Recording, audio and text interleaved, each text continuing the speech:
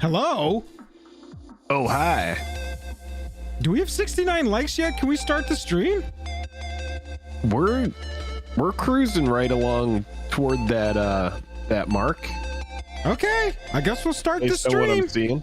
Based on what I'm seeing here. All right, should we start it? How's everybody doing? I guess, yeah, man, I think we go. I guess we go ahead and start it up. Okay, let's start it up. We'll start the stream, fine. I guess we'll get it going. We're pretty close. Good evening, hello. Good evening to you. Dude, there are a few things that are on the agenda tonight, and we have a lot to talk about tonight, so it's almost like we can't waste any time, but you know, we can waste a little bit of time and we could just hang out with chat here for a minute. But dude, we have collector boxes that now have a special edition. Special edition collector boxes. It's collector boxes. Like, what is it? Like, is that where the ring is? Is it in the normal collector box? Where's the ring? It's bent in someone's hand in front of the camera over at Watts' headquarters. It is somewhere. I don't pretend to understand it. There is so much that is like cool about this product, and there are some things that we really need to dig into. Absolutely. Y'all, if you're here, that means you're the early birds. I hope you typed in hashtag got the worm, just like I put in chat just now. Hashtag got the worm's gonna enter you to win a pair of a pack of Dragon Shields, courtesy of our channel sponsor, Dragon Shield. Batgirl going out today. I don't have Lord of the Rings theme one to give away, but I do have Batgirl ones. Special edition is so they can print more boxes, just because they can print more serialized cards. At least that's my guess, says just a capybara. That's just a capybara, though. I don't. Does anybody in chat, because I'm still trying to figure it all out, know the big difference? Because we have to figure that out. We had planned segments, and then what I saw about this was, wait, you know, I hadn't even thought to think about it, you know, or to talk about it. We have box toppers that we're going to get into, which I think is where we're establishing that this is a premium product, right? Because we have really big cards in there. We have, I mean, legends to talk about, new legends. We have a whole bunch of stuff to get into, but this is pretty wild. All right, if you're here, you're the early birds. Hashtag got the worm. I'm seeing people that are hanging out. Dakota Schindler. Your name sounds like the main character of a new HBO show. A new HBO show about where you're like a bank teller, some really innocuous job, but you also deal drugs on the side, but only to people who mean well. Dakota Schindler. Thank you for hanging out. Everybody, thank you for being here right at Dakota, the stream start. Congrats. Wow! All Bill hail! for president. Stream Monarch, all hail King Slow Pokemon cards. King Slow, thanks so much. Grabbing Stream Mark right out of the gate. Let me get this updated with our new Stream Monarch, and we'll just get right into it. Yeah, dude, I'm kind of like, you know, these collector boxes are already really expensive. I mean, how much are these special edition ones supposed to be? I don't even know. I don't know, dude. It's pretty wild. I don't think anyone knows. Someone has to know. I don't think anyone knows. Aren't they like, what nah. What do we know about them? Nothing. We don't do MSRPs over here. Yeah. Oh man, Christopher Snyder throwing it back. Jake used to sing that all the time in college. What one? Look at my horse is amazing. Oh yes. I don't know why you sang it all the time in college. It tastes just like raisins. Yeah, there you go. Yeah, that was a really disturbing little short. There were lots of little disturbing shorts. You remember my spoon is too big. Dude, early internet is weird, man. Early internet got super weird. My spoon's too big. salad fingers. Yeah. That's not even that weird comparatively. No, man. How's everybody doing tonight? I need a little check-in chat. Good? Bueno? I see. I'm doing pretty good, man. Yeah, how I'm you doing feeling? pretty good. Feeling good. Old How are you Greg, feeling? I don't know that we would count Old Greg as early internet. We would count Old Greg as just like English humor. That was just like from an English sketch show, as far as I know. That was just a good sketch. I'm talking like Homestar Runner, like OG. Trogdor. Exact, dude. Yeah. Yes, early internet meme videos that Stuff just like rotten.com. Don't go there. I don't even almost- know if that still exists, but that was I wouldn't go to that one. You know where I would go is E-Bombs World. I mean, but that was weird too, man. E-Bombs That World had was where weird stuff, E-Bombs too. World, you could see anything. You could see two people get in a fight at lunch, or you could see Yeah. a sniper take somebody out from 800 yards, you know, just like Yeah. you had it was Early. a dice roll of what you saw on that website. Badger. YTMND. Yeah, dude. You're the man now, dog. Oh my god, dude. Yeah. Are we taking into NEDM? old internet? Not even doom music. Yeah, dude. One like all your bass, all your bass all belong to us. Yeah, dude. $10 What- super chat coming in hot. Marcus Fink said, "Hi, I'm addicted to shiny cardboard. When will the new special cards come to a head? Seems like we're seeing new special cards with special foil every set. Always love watching all those videos." Thank you very much for the super chat, Marcus Fink. Thanks, Marcus. Bro, I don't think it's gonna stop. I think the answer is never. I think the answer is it's just they're going to keep pushing the limits of what they can do. Sets within sets, box topper sets, alternate versions across different products, but so that you'll want to buy a booster box and a set box and a collector box and a collector box. And I'm not joking about collector boxes. That's a freaking thing now. That just happened. That just happened. So the RJ, variant what's up? era is now coming to a weird kind of like it's burgeoning and kind of like Oh no, compounding we're upon in full itself. swing, man. We are Yeah. in full swing. Yeah, it's weird. It's I don't even know what to think about these boxes. Wraith 228 Um said it perfectly. Pandora's box has been opened and we can't go Right. back to normal cards again. That's Right. just how it works now. I'm trying to find a great comment up here. Someone said it and I forgot to mention it. Like, aren't there 800 versions of the One Ring in this one set? Are we at 69 likes yet? Oh, we're at 69 likes. We can start the stream. Hey, everybody, welcome into the stream. We are feeling good, looking better tonight. No, yeah, this is it. This is what Austin said. No serialized cards, but things that haven't been announced. Autographs, maybe movie worn materials, something like that. So that could be what appears in there. I don't know anything about the product. All I know is that it is kind of a headache because it's like, are there new versions of cards or what's the big appeal of that? Oh, This is clearly they're going all out with Lord of the Rings is a good way to say it. here's a call. I'm calling my shot on this one.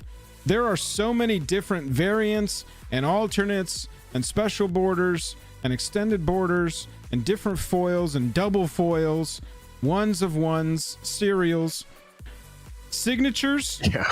If you're borrowing from sports cards, signatures can make a little sense. It doesn't make much sense for like game worn uniforms or anything. Like, I don't want them Yeah. to go up to LSV and cut his shirt into 100 pieces and staple that to cards and then seed those into booster packs. I'm good. Leave the shirt on LSV. But Right. what they could do is World Championship cards. They already feature players on cards. We've seen it multiple times. And so that would be a good one where they could get, 100 of them signed, seed those into collector boxes, and then you would have, what was the one red soldier that was like so big in mono red. It was a world championship card. Had a guy on a horse holding the championship trophy with like fire coming out the top. Fervent Champion. Yeah. So you would be able to open a card like Fervent Champion, except as a signature version of that player for whom that card is based. You know what I'm saying? I think that would be a natural fit for us to see in the future. Or maybe I just gave him an idea. I mean, anything can happen at this point, right? I'm looking at chat. Chat is kind of blowing up about it. The fact that the ring kind of looks a little bit bent, and we're not trying to be overly critical, but it does look a little bit curled. I don't know. Up here, we did have Shadow Cloud say, I don't want to be a downer, but am I the only one that just can't seem to care about any of this? I was so excited for this in Commander Masters, but at this point in the year, I really can't be. You know, I don't think so. I think that kind of speaks to just all of the different variants and all of the different products. It's hard not to feel a little overwhelmed, and just at some point you just go, well, you know, whatever, I'll engage with it how I do, you know, I'll buy some singles or something like that, but it'll pass like any other MTG product. Not trying to not be hyped on it. There's definitely some cool cards, and there's definitely some good reprints that are happening in the box topper slot, but yeah, it does seem like Wizards of the Coast is really just like, I don't know, a collector product of a collector product seems weird. That's just my gut. That's my my initial feeling about it. I'm interested to see how much it's, you know, how much it costs. Right. What is the pull? We don't even know what the pull is, right? Yeah. What's getting us in? What are we into it for? Why do we like it?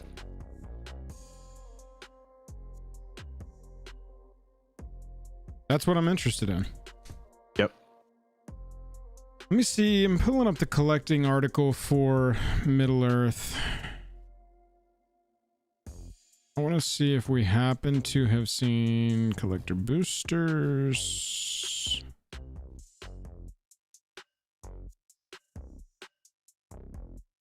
Bundle GIF edition.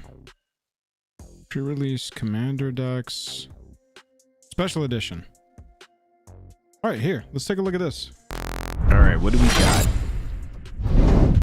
All right. For some reason, with the Lord of the Rings set, we have got special edition collector boosters. That's right, everybody. Collector boosters. Collector boosters. That's a real thing now. Each Lord of the Rings Tales of Middle-earth special edition collector booster includes the following: 5 rares or mythics, 5 uncommons, 4 commons, and 1 land. Okay. These cards feature evocative artwork celebrating Lord of the Rings, expanding the ways you can show off your love for the story. Don't care. Special edition collector boosters do not contain serialized cards, including the Soul Rings and the One Ring. The Soul Rings can only be found here. The one card has been printed with the One Ring, and this card can only be found in English language non-special edition collector boosters. Non-serialized cards are mechanically identical. And that's all they've told us so far. All right. Okay, that's it. It looks different. So we see that. It does have different art, because that looks like the Witch King, and the art for the Witch King is not that. Yeah. Okay. It can't just be alternate art, dude. It can't just be alternate art, because these also don't release. These release on November 3rd. So these don't even release in June like the rest of the set. And so I don't. Well, that's okay. Well, that's kind of weird too. Yeah, I mean, we're supposed to be like, I know that we had you spend all your money on the Phyrexian stuff, and then on the Lord of the Rings stuff, and Commander Masters, where, let's be honest, that's where most of our money's gonna go. That's where most of the... Well, about that is it's going to be a big set, so it's going to be different, and we know that we're going to be getting big reprints over there. So yes, you're going to have players that are going to look to move in on cards when they hit all-time lows from that set. 100%. Yeah, I mean, Josh P has a good point. Says no serialized cards of any kind means we can print the crap out of it. Yep. So, I mean, maybe these I'm just guessing exist. we don't FOMO into this. Not non-serialized stuff. Not non-serialized stuff. Even singles. I'm like, what's the point if you're just gonna show off a bunch of new art? You know, at the end of what's these released November 3rd. Yeah. So if we October, we're gonna start getting a second round of Lord of the Rings previews, and it's just gonna be, look at all the new art on the Lord of the Rings. You can't buy the serialized in here, and the one of one ring was already found by Post Malone. Who'd have thought? I'm still firmly in the SCG finds it, but we'll see. I mean, okay. So are you getting kind of like aftermath vibes from it? What are you thinking? I don't know. So this is what I think. This is Josh's point is, I think, really good, because it seems to me that they go, okay, we're going to pump serialized all throughout this, and we're going to do the one of one thing for the first time in this.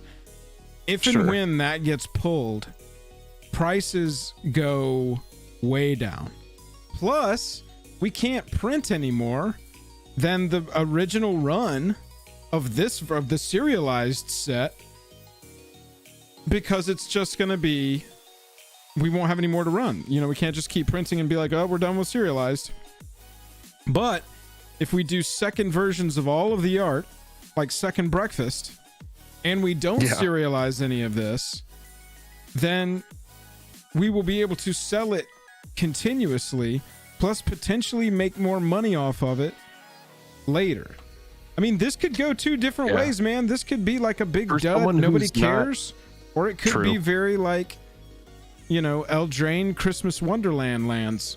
Nobody bought it, nobody buys it, and so if you want this version of Witch King, gotta buy the single, and it doesn't exist. Yeah, that's true. Which print run will the one of one ring be in? Well, we just confirmed that it's going to be in the regular collector box.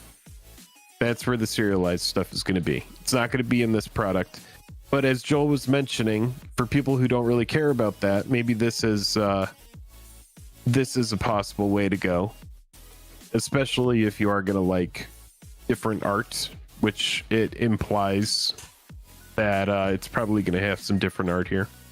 So while we're talking about new and wacky types of products, I mean, the Collector Booster Special Edition, that's all we know at this point. It's a lot of speculation. Let us know what y'all think it's going to be. What is your speculation on exactly what the hell we're looking at here?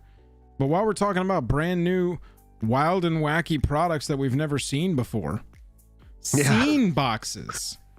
You know, if you've seen the Lord of the Rings stuff, they're doing these scenes where art carries over from card to card, and you can put them next to each other and go, oh, I guess. Here, they will be selling them, and these will be sold in that November release of Lord of the Rings so that we can sell them to the grannies to give to the kids. All right, so you're getting 6 scene cards, 3 set boosters, 6 art cards, and display easel. I think this was smart, the 3 set boosters, because you're going to have a lot of people who, when they know exactly what they're getting, they're going to be less excited about it. But the thought of getting a couple booster packs in there as well might entice people to make the plunge. I like the display easel. The boosters are fine. It's a nice little toss in. Yeah. But I think that this is actually kind of cool, and I'm fairly interested to see which of these scenes I like the best. Like the Gandalf in the Pelennor Fields, that's pretty sweet.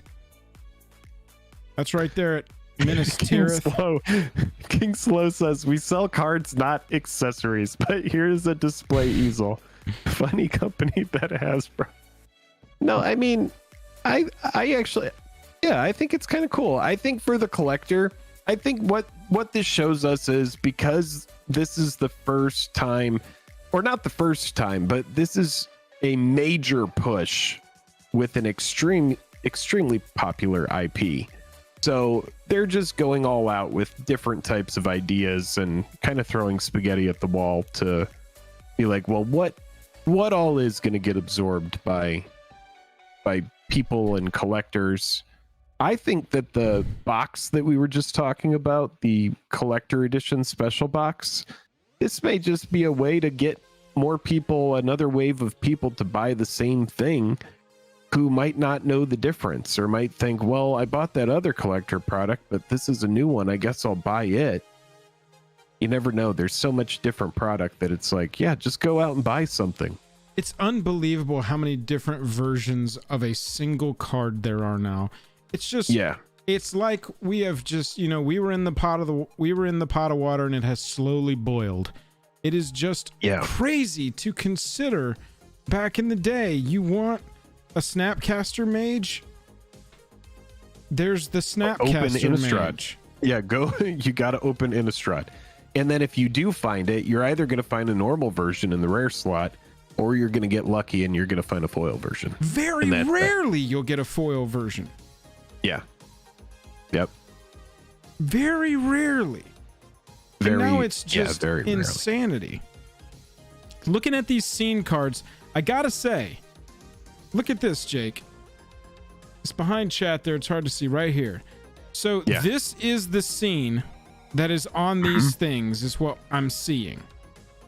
Now those cards, these are those. I don't think cards? these are actual cards. That's what I'm saying. I think these are just literally art cards. They're basically selling 6 art cards, which are essentially what you would get if you opened a pack of a set booster and you get the art card out of a set booster. And it's, I mean, look at this. Right? This one highlights it the best for me. So if you look at this picture right here that's on the box, look at the box art and divide it mentally into 6 pieces. So we cut it in the middle here and then go shoop shoop, and you got your 6 individual pieces. Shoop. You go shoop, and then you go shoop, and then shoop. Yep. You don't with this one go shoop deoop. On over here, got it. You've got don't do that. No shoop deoops here. You've got the Witch King. Okay, I can see that is a playable card. Down here, you might have like an instant or something. These people are like, grabbing their ears, and this person is like holding up their sword. So maybe like maddening screen, and you got Gandalf. But like right here, what is this one? Yeah. This one is just called Storm Clouds. Yeah, some storm clouds. A castle, and then there's something. This is actually a famous one. But then, so it's strange to me. I mean, right here, maybe the weapon. Everybody in chat is going to be like, he called it a castle. He just called it a generic castle. He just called that a castle. That is not the castle. That's There's 16 cards and 6 art cards. Oh, yes. 16 cards. So maybe they are cards. Maybe they just look weird. So the scene cards are something that you can use. I guess so. Yeah, 6 art cards and the display easel. 6 scene cards. Okay. So the scene cards are like, this is just, it's another thing. It's a completionist product. It's supposed to kind of there is no completionist anymore, Jake. Completionist. I know, but for somebody who might want all the Lord of the Rings stuff, it's a Lord of the Rings thing to buy. It doesn't make sense to be a completionist in Magic the Gathering anymore. I mean, no. For instance, it's an impossible task. Impossible. Yeah, absolutely you would impossible. actually no. You know what? I think if you had, for example, like Mr. Beast and his team, I think you could go out and you could have a team that goes worldwide to get all of the stuff that, you could probably figure it out. Look at this. You could probably get everything figured out. Missouri MTG on Twitter. Good follow if y'all want to look at some MTG Finance stuff. Card purchaser. Is this the dream of every Magic the Gathering collector? I don't know if it is. But the thing is I saw this earlier today. Jeremy talking about he was purchasing a complete set of every Magic the Gathering card ever printed, and the booster boxes that go along with each set as well. I don't think they went all the way back here, but just a bunch of these. Like, yeah. I'm talking every card or every complete booster set, every Judge foil, every Secret Lair, Commander deck is in there, Beatdown, Anthologies, Guru Lands. He said everything. Everything. And he said, yes, they're all unsleeved, including the Gurus. Wow.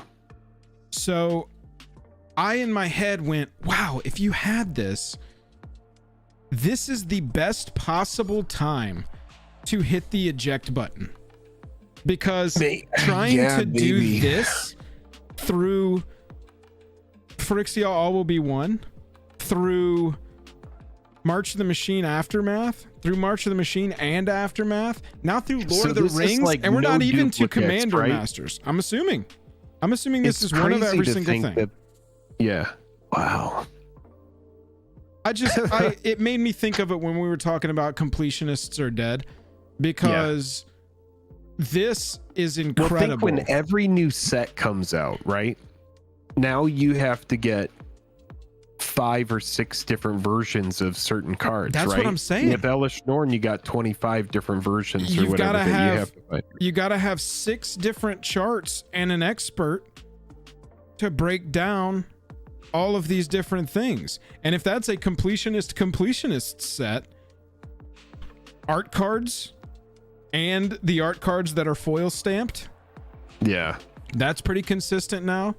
And that's even before we get to Commander Masters later this year. Maybe the ring is why they sold. They were like, I won't be able to get the serialized ring, so I'm done. Right. Done. They're like, it's impossible. I'm out. They're like, I can buy one of the serialized of each of the serialized 500. It's like, I can make that. Yeah, all right, we'll make that an achievable goal. But yeah, then it's like, well, I can't guarantee that I find the $1 million ring or whatever it's gonna go for. Honestly, there's one card that we should talk about, and it's an important card, and we talked about this show, but we don't have to go over and talk about the card, but briefly, there's the LeBron James Logo Man card, which did sell for over $1 million. And so when you think about it's I believe the triple Logo Man. Yeah, so this card was found, and it was in like a box break, like if anybody's ever over like hanging out on Rip and Ship, or anybody who's opening cards and stuff, it was just like a backyard box break, and somebody found this card that's a 1 of 1, and it sold for 2.4 million.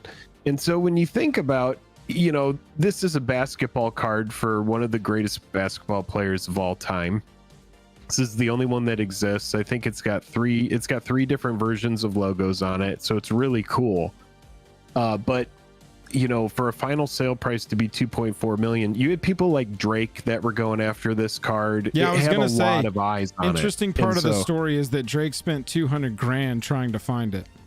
Yeah, it's pretty sweet, and there's a great show on Netflix. It's the logo from Cavs, the Heat, and when he played with the Lakers. Yes. Wow. Right, so you could see how like a collector would go absolutely apeshit for this. I don't think the ring gets close to this. No, but with the overlap, and you can kind of see what Wizards of the Coast is trying to do. If something like this is happening, they're trying to create so much hype that it's like, man, if they got their TCG $1 million card, that goes up there with stuff like Tyler the Great Warrior, which sold in Yu-Gi-Oh, which was a 1 of 1 Make-A-Wish card. Right. It goes up there with just crazy stuff that's super difficult to find. There's the old Honus Wagner, which is the baseball card that's like extremely old, and all those ones you covered in the video. Yeah, exactly. We covered a bunch of cards like that. And we'll link that video. If you are watching a cut of this in the future, we'll go ahead and link that video. But all they're trying to do is cash in on that. They're trying they're trying to have like a big money card, in my opinion, where they could be like, look at what we did, Oh, 100%. 100%. Yeah. The only thing, and this goes back to me talking about how could they do signatures? Well, they put them onto World Championship cards. And so you've Right. got, you've got, what was the name of that card you said? I've already forgotten it. Which The what red, were we talking the about? World Championship one red card. Oh, fervent thank champion. you. And so you've got a card like this, 2018 World Champion Javier Dominguez. They have him come in. They have him sign it in, gold Sharpie right here. So it's an actual signature on the card. That would be cool. And they certify it. Maybe it's part of being serialized. They have the serialized stamp on there because you also don't want people to just be able to take their fervent champion and take it to him and be like, yo, sign this. They have to also stamp it on there somehow. Well, I think what it would be is, you put 500 of them, you serialize them, and then his signature, he would get those and then sign all 500 of them. And that would be just something that he does that day or over a couple days, whatever. Right. And then those cards get seeded in. Yuta I think that would be a Takahashi. good way to do it. This one just came out in March of the Machine. Thank you, Matt. You inset the signature somehow. Because the thing is like this uniforms, I just can't think of how this is able to be replicated in MTG. But signatures, easy peasy. A lot of different ways we can do that. Yeah. Have Elijah Wood come through and sign 40 copies of Lord of the One Ring. And so you can then say, I'm never doing it again. It's like he's under contract to never do it. I think you have to inset them somehow. Oh, okay. You have it. I mean, look at how these are like in the actual card. And cards like this, if you've ever seen one of these cards in real life that's got the uniform piece or like some of the dirt from the field, or there's a bunch of different versions of stuff it's like this. Thick in the pack. Exactly. It's like it's just its own thing. It's like, yeah. And so I see what you're saying. They would potentially be able to do something like that. It would have to be in a box set. It wouldn't be in, the same kind of thing as just a regular booster like this One of One Ring is. Right. But I mean, it just keeps going crazy, y'all. More products. There's basically 2 releases of this Lord of the Rings thing. But you also got to think this Lord of the Rings thing is pretty enormous for them. This is them showing other brands, here's what we can do. Here's the hype that we can bring to your IP through our IP. They've done, they've gotten the one-offs in Secret Layers with Stranger Things, Walking Dead. But I think that was just like proof of concept. Like, how do we tier this up? Okay, next we're going to do Commander decks. Let's do 40K. Let's announce that we're doing Doctor Who. Now let's do an entire set with collector boosters, special versions, chase serialized, one of ones, 2 different release times. We're going to do June release. We're going to do November release. We're going to have we're going to have the craziest card that we've ever printed in the modern age, a one of one card. We're going to do that the first time. I mean, now the door is open. Now the door is swung wide open. They've kicked it open. There's only 5 of this card in this set.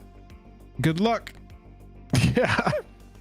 You know what I'm saying? I think in a lot of ways, like specking cards is dead. I just wouldn't even do that anymore unless you have a really good reason to think something's going to do well, or maybe it's a one card that appears in the rarest, the top of the stuff, or something like that. Cyborg 39, nailing it, dude. Exactly. Commander boxes, just like you see here, just like you see on the shelf at your local Walmart/Target, that have the main commander serialized in there, and they sell it for a little bit more, so you maybe can pull a serialized version of the commander in the commander box product. Oh, right. 1 year away from that. Somebody write it down. That'd be wild. We are 1 year away from that. I fell for it and bought a Lord of the Rings collector box for 500. What have I done? Kim, God, are they really at 500? That's wild. Yeah, cheap Training Grounds is a good pickup. If you haven't picked up a Training Grounds, it's definitely a card worth buying. Not financial advice, but yeah. It's a good card to own. Avengers movies. We got Kang Dynasty and we got Secret Wars, both announced. So let's say they want to go with Secret Wars. Okay, we're gonna welcome to a set exploring Marvel's vast history, just like the video we watched on yesterday. Sheesh. Sure. That was just yesterday. Yeah. And introducing the rarest, you've seen the one of one ring, but how about the Infinity Stone? Each of these is one of one. You can get the Mind Stone and the Soul Stone. You can get all of these, but we've got one version of each of the Infinity Stones that are one of ones. And then you got somebody playing Thanos. They appear in your secret layer. It'll be your secret layer seeded secret card. That's where you have to find it. I really think that this is them saying, okay, what IP makes the most sense for us to go all out with first? And then we can start getting further and further away. Lord of the Rings, the OG fantasy tale, they even said that in their release video 6 weeks ago. Yesterday. It is not. PubStop says they might actually cancel the whole Kang Dynasty because the main actor is being arrested. Well, I don't know about any of that. Yeah. Who knows? Disney has got magic and they can reset anything. They'll figure something out. They'll just go in and lobotomy him and turn him into a Disney drone. They have Disney magic. That's well said. Yeah, I understand. Lorcana exists. I'm using it as an example, chat. That was the quickest thing. I'm a big Marvel fanboy, and so what is another IP that could have crazy one of ones seeded in, except expanded for even more hype? Oh, there's 5 one of ones in this one. 6. How many? There's 6 Infinity Stones, right? There's 6 Infinity Stones that are one of ones in this set. Wow. Yeah, I know. Lord of the Rings. Lorcana can do all the Marvel stuff, but it's just an example. I think Lord of the Rings has kicked the door open. They are going absolutely balls to the wall with everything, pulling out all the stops to take the next steps of variants, of scenes, of serialized, of stuff, just in general stuff. Tim, what's going on? Thanks for hanging out. 2 jump starts. One jump start in November, one jump start in June. The scene boxes, the collector boosters. The collector boosters. They're the special edition collector boosters. And that's all just in November. June has all of these products. Look at this. At this point, we are to where pre-release packs have special spin down life counters. Yeah. Wow. Pre-release packs also include a spin down life counter, sometimes as a special version in green with golden numbering. No. But we've seen this. We've seen special dice. Oh, we have? Oh, yeah. Special spin down die. That has happened. I don't remember that. Chat, what was the set where we had special spin downs? You know it. You can tell me about it. There it was. You could get a Phyrexian. You could get a text. Okay. A Phyrexian text spin down. Got it. Okay. I see. Oh, okay. That's easy to read. I got it. It's for somebody who just wants that. Okay. That's cool. Extremely rare. I like that they let me know that in the listing. Yeah, I want to see buy it now. And then we'll go to completeds. Looks like it sells for about $20. The other one that just came in, that other one is nice. 30 plus 15 from Slovenia. The click down was a different thing. I mean, that's pretty good though. Spin down for 30. Yeah, it looks like the spin someone down went is 30. all in on getting those click downs. That looks good. It's a completed die. Right. Thank you, Corey. Oh, look at this. You could get both of them in this purchase. They accepted an offer. It's probably somewhere around 50, 55 plus the 575 shipping. Yeah, so yeah, it looks like they're both going for about 30 each. But I mean, you could get that in the pre-release pack. Pay for your pre-release with a special die. Yeah, it's kind of cool. Matt Corrales said my LGS had just had boxes and boxes of the click downs that came late. So I've got like 20. It's a crazy set. I mean, look at this. We got bundle. Now, this one looks pretty straightforward. You know, it's just the numbers on there. But this spin down from the bundle gift edition.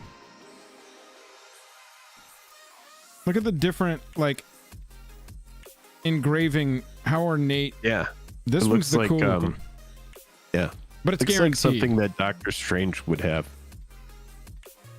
Yeah, he's like, roll for a charisma check. Yeah, exactly. Right. Wow.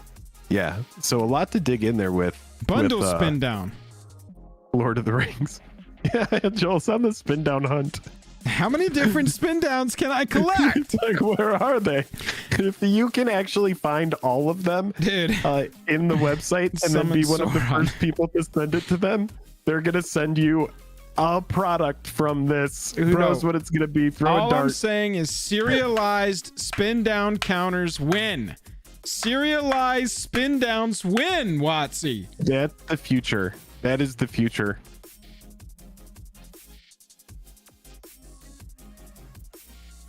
Let us know what you think of all of these different products, YouTube. We appreciate you. I mean, why even talk about the serialized rings, right? There's 9,900 human soul rings. There's 7,700 dwarven soul rings. And there's 3,300 elven soul rings. The 300, the 700, and the 900 are the double rainbow foil serialized versions. I mean, I'm not going to lie. The elven double rainbow foil serialized soul ring, that thing looks pretty sweet. That is the one I'm the most attracted to here. The dwarf one's fine to me. The human one's fine to me. But this is if we're going to play attractive, not attractive, this is attractive. Here's the other thing that we should talk about before we end this cut and get into talking about box toppers or whatever our next subject is. Yeah. I love that they have done this. The serialized card aside, telling us how many of the other card we're getting that isn't serialized. Yes. That helps build FOMO. From a business standpoint, that to me, knowing that if I get one of these other things that isn't serialized, it's still rare. If I get an Elven Soul Ring, I know that there's only 3,000 of those non-foil, non-serialized that exist. I agree with you. That's cool. It is very cool just to know print runs straight up. Yeah. Knowing the print run straight up. Why not?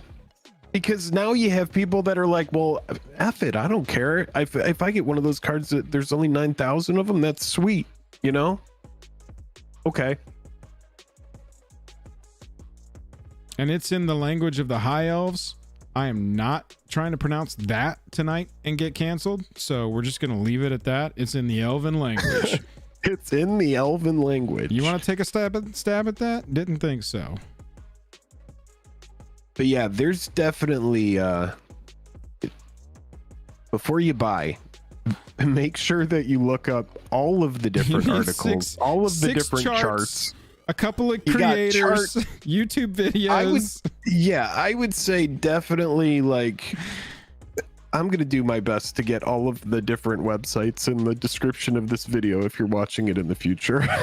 But yeah, you should definitely go through and make sure collecting Lord of the Rings, what is the best way to go about it? Make sure you know your product. Those are my parting thoughts. My parting thought is, this is Jake trying to explain to me where the one-of-one serialized ring can be found.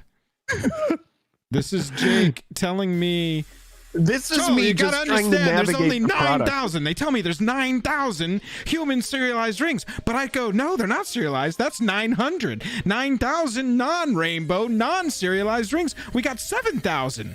Dennis, we got 7,000 non-serialized, non-foil Dwarven soul rings, and we got 3,000 elf ones. Where does it end? Pepe Sylvia. That's where it ends. Is Pepe Sylvia who ends up with the one-of-one ring? This is all right. So I do have a couple tinfoil hat theories of where the ring ends up, but I think this more accurately portrays me just trying to understand what product is which. I got boxes full of Pepe. I don't even know where to start. Live look at Jake opening Foil Quest Lord of the Rings collector booster boxes.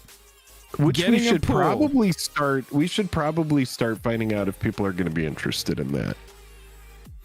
Patrons that are in chat right now, just by a show of hands, if we did a collector, the first round of collector that you can get serialized, patrons, let me know in chat. Would you want to participate in Lord of the Rings Foil Quest and potentially have Jake open a one-of-one ring for you? Take potentially with a grain of salt. Dependent on how much. I know that it's dependent on how much, but if the price seems right, like we're not going to try and sell. I mean, y'all know how we do Foil Quest. We everything's at cost. We make $0 on Foil Quest. Yeah. If anything, Commander we lose money on Foil Quest. The next one that I have written down that will probably have people that are going to be interested in doing a Foil Quest. But if Lord of the Rings is something that people are interested in, we would probably need enough people to just be able to order a case and not just buy single boxes. Let's get a live price check. See if any hype has gone up, down, around.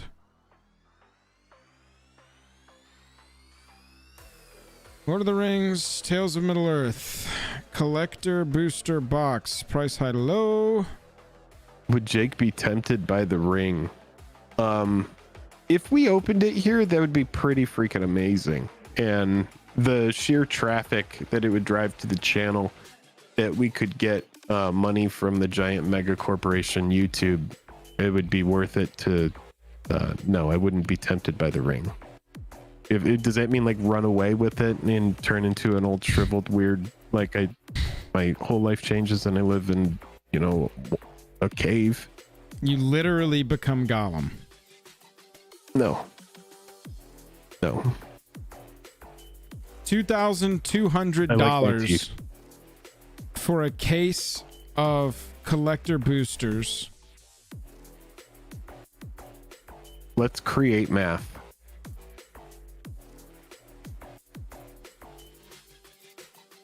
Sweesh. I would add probably about whatever for tax. At least.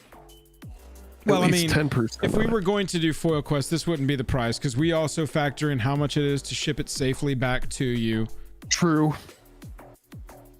So I just wanted to see what the raw price of a box is right now on TCG Player when you buy in semi-bulk. Does anybody know, has Rudy said, any Rudy patrons in chat, has he set any prices for his Lord of the Rings product? Be interested to know if he's selling these and how much he's selling them for to his patrons. I think he does a little bit of a cut to his patrons. Well, he buys a billion boxes. No, he hasn't set them yet, Zach. There you go. 20 to 30 off market. So still above $300. Yeah, but his Patreon is, it costs a little bit. It's a whole thing. Yeah, it's a thing. All right, Jake, you think we got enough content in there for a cut? Yeah, I still want to talk about box toppers. Oh yeah, yeah. I think that box those are toppers, important. box toppers, and the Precon commanders. I think I yeah, and I think tonight. we can probably do box toppers in a conversation that's just about, you know, like 20-25 minutes. We don't have to go super long on for that. sure. This one was just a lot of different content. Yeah, a lot of Cyborg, you said he stuff talked now. about it in today's vid. I got you. Let me go grab a drink and then we'll get into the next part here. Yeah. It's time to grab your LaCroix. If you need a LaCroix or you need a cerveza, now is the time to grab a cerveza or grab a LaCroix.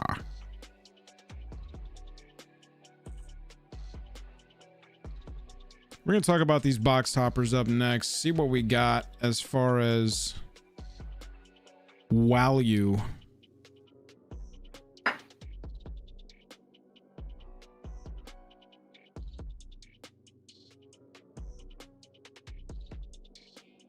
Can somebody, Buzz, what's up? Can somebody, not your dad, can somebody do me a favor?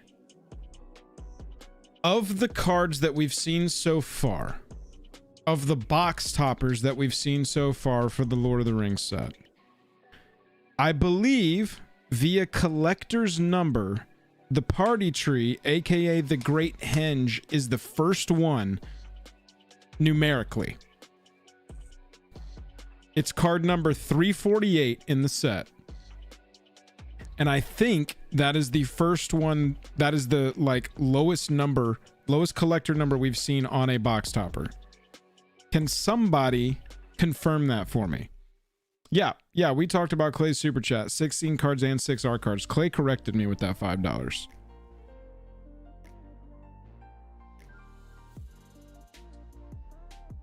I believe that Great Henge, aka Party Tree, at 348 is the first one we've seen, or is the lowest collector number box topper that we've seen.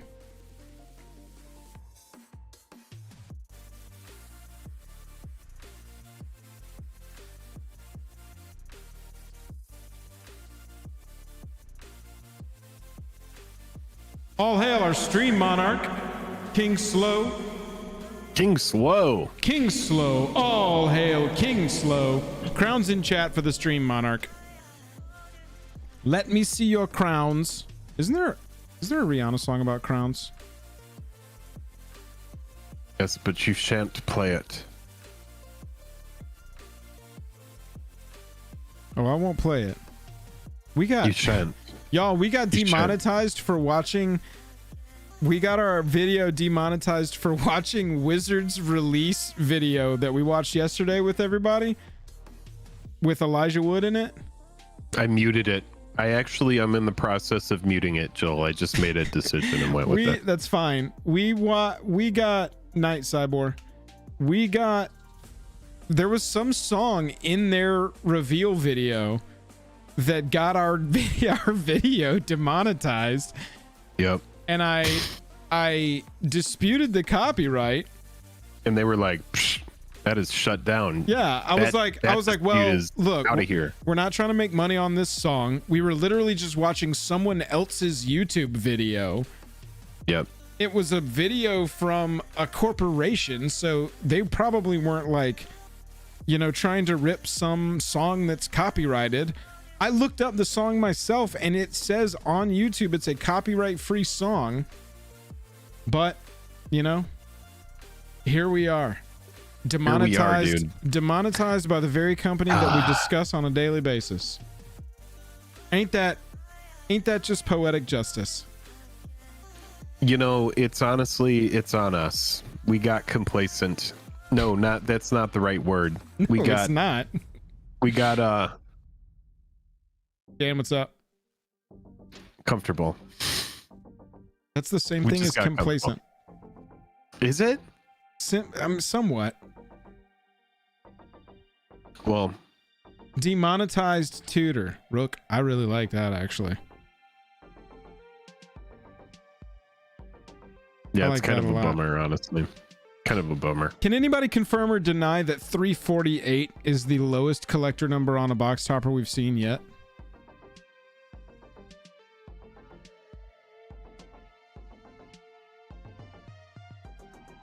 Okay, yeah, if I take it down to... Oh, no. Oh. What?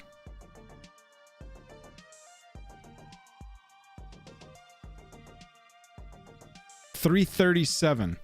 It's listed incorrectly, though, on Scryfall. This one is listed as 337, but it's 377, and it's Yavimaya Cradle of Growth.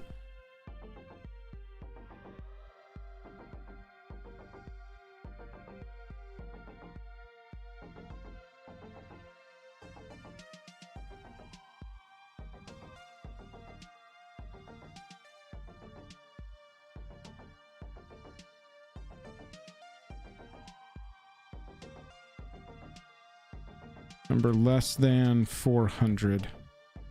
400 starts the serialized stuff. Yes, the colored artifacts are before the non-colored in the lands. Yeah, and all we've seen so far, we haven't seen...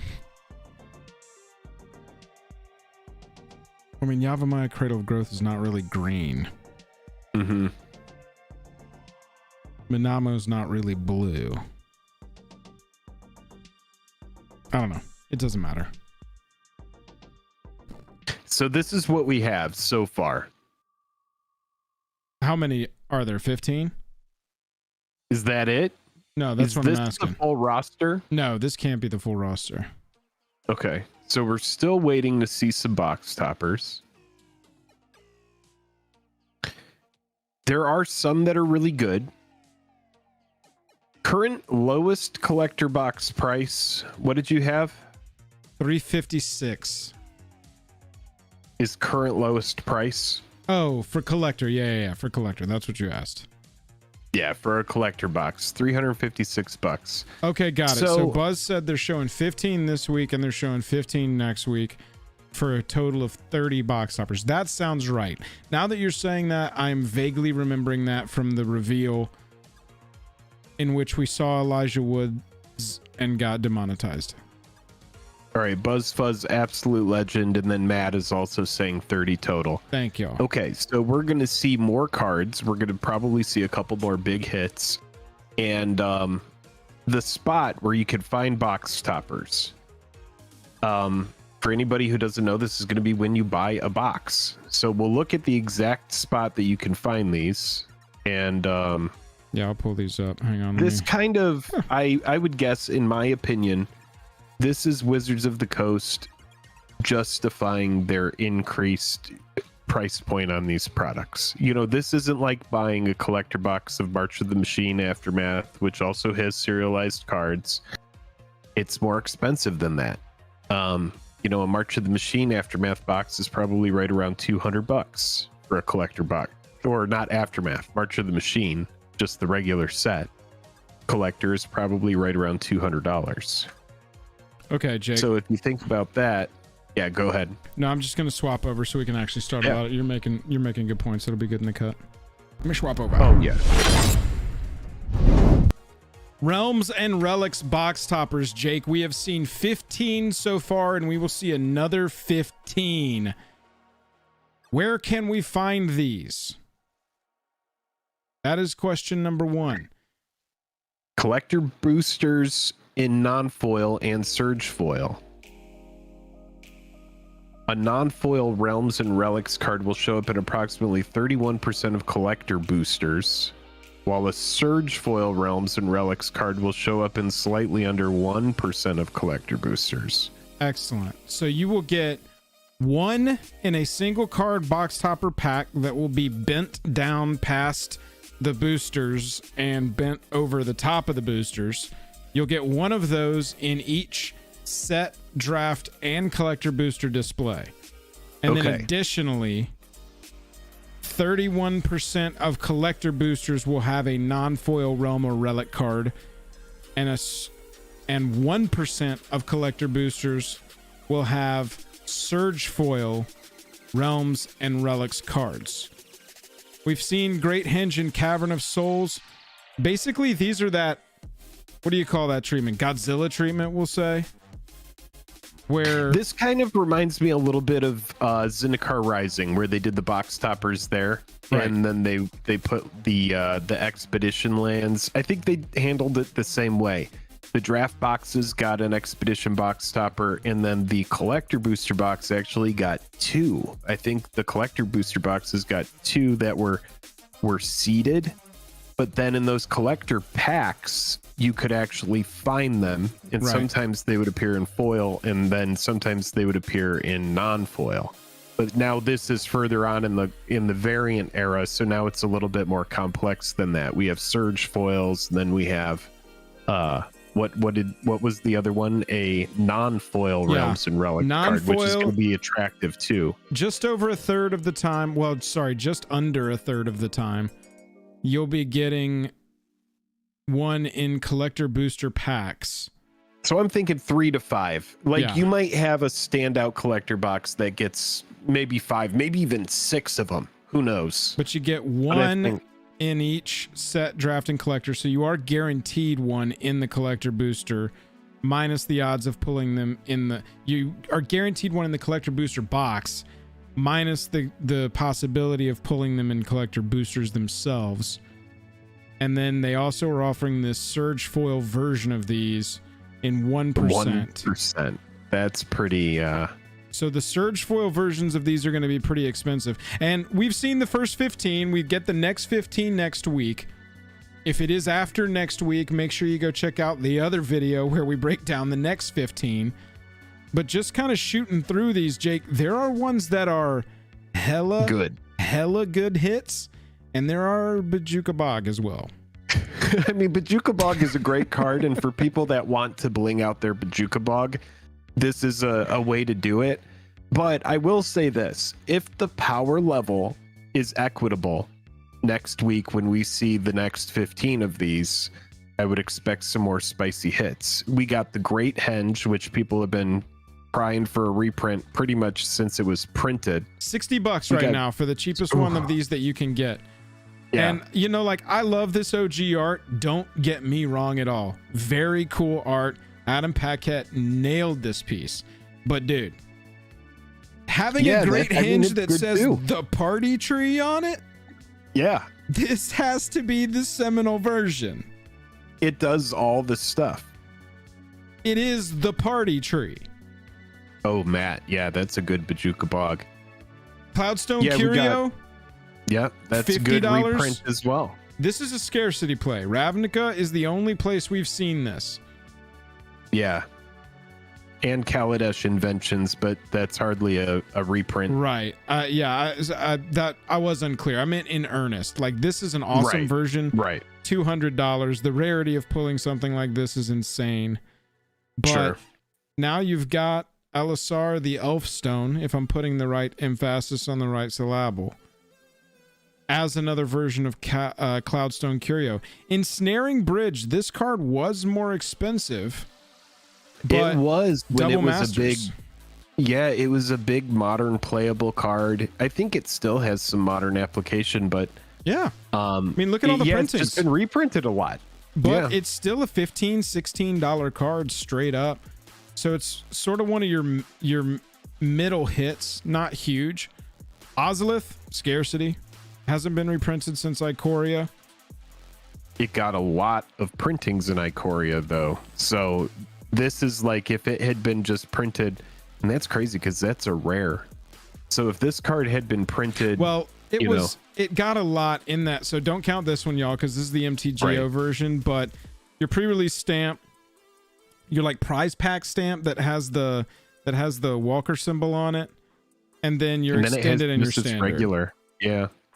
And then it would have had a foil versions of those, but yes. Right. But basically it was just these two versions. This was right before the variant era where they shoved all of the Godzilla stuff into that set and they were like, maybe that's enough. Let's just let it ride. But now that seems like such simpler times. You're right. Yeah. To have just an extended art and a regular. Right. Exactly. Rings of Bright Hearth. This is one of your lower end hits. Single digits for these, $5, $6 for Rings of the Bright Hearth. Shadow Spear, one of your $20 hits. And I mean, again, don't get me was wrong. a big card from that set. Yang Hao Han's take on Shadow Spear here, killer. Morgul Knife, stabbing into Frodo. That's pretty cool too. That is a sweet looking version of Shadow Spear. And it kind of, the way that it's being depicted in this art by Campbell White, it is very flavorful. Like, they were just like, oh my God, Shadow Spear, we've got the perfect card for the Morgul Knife. We're going to get a card that says Shadow Spear loses hexproof and indestructible. Hell yeah, dude. Perfect.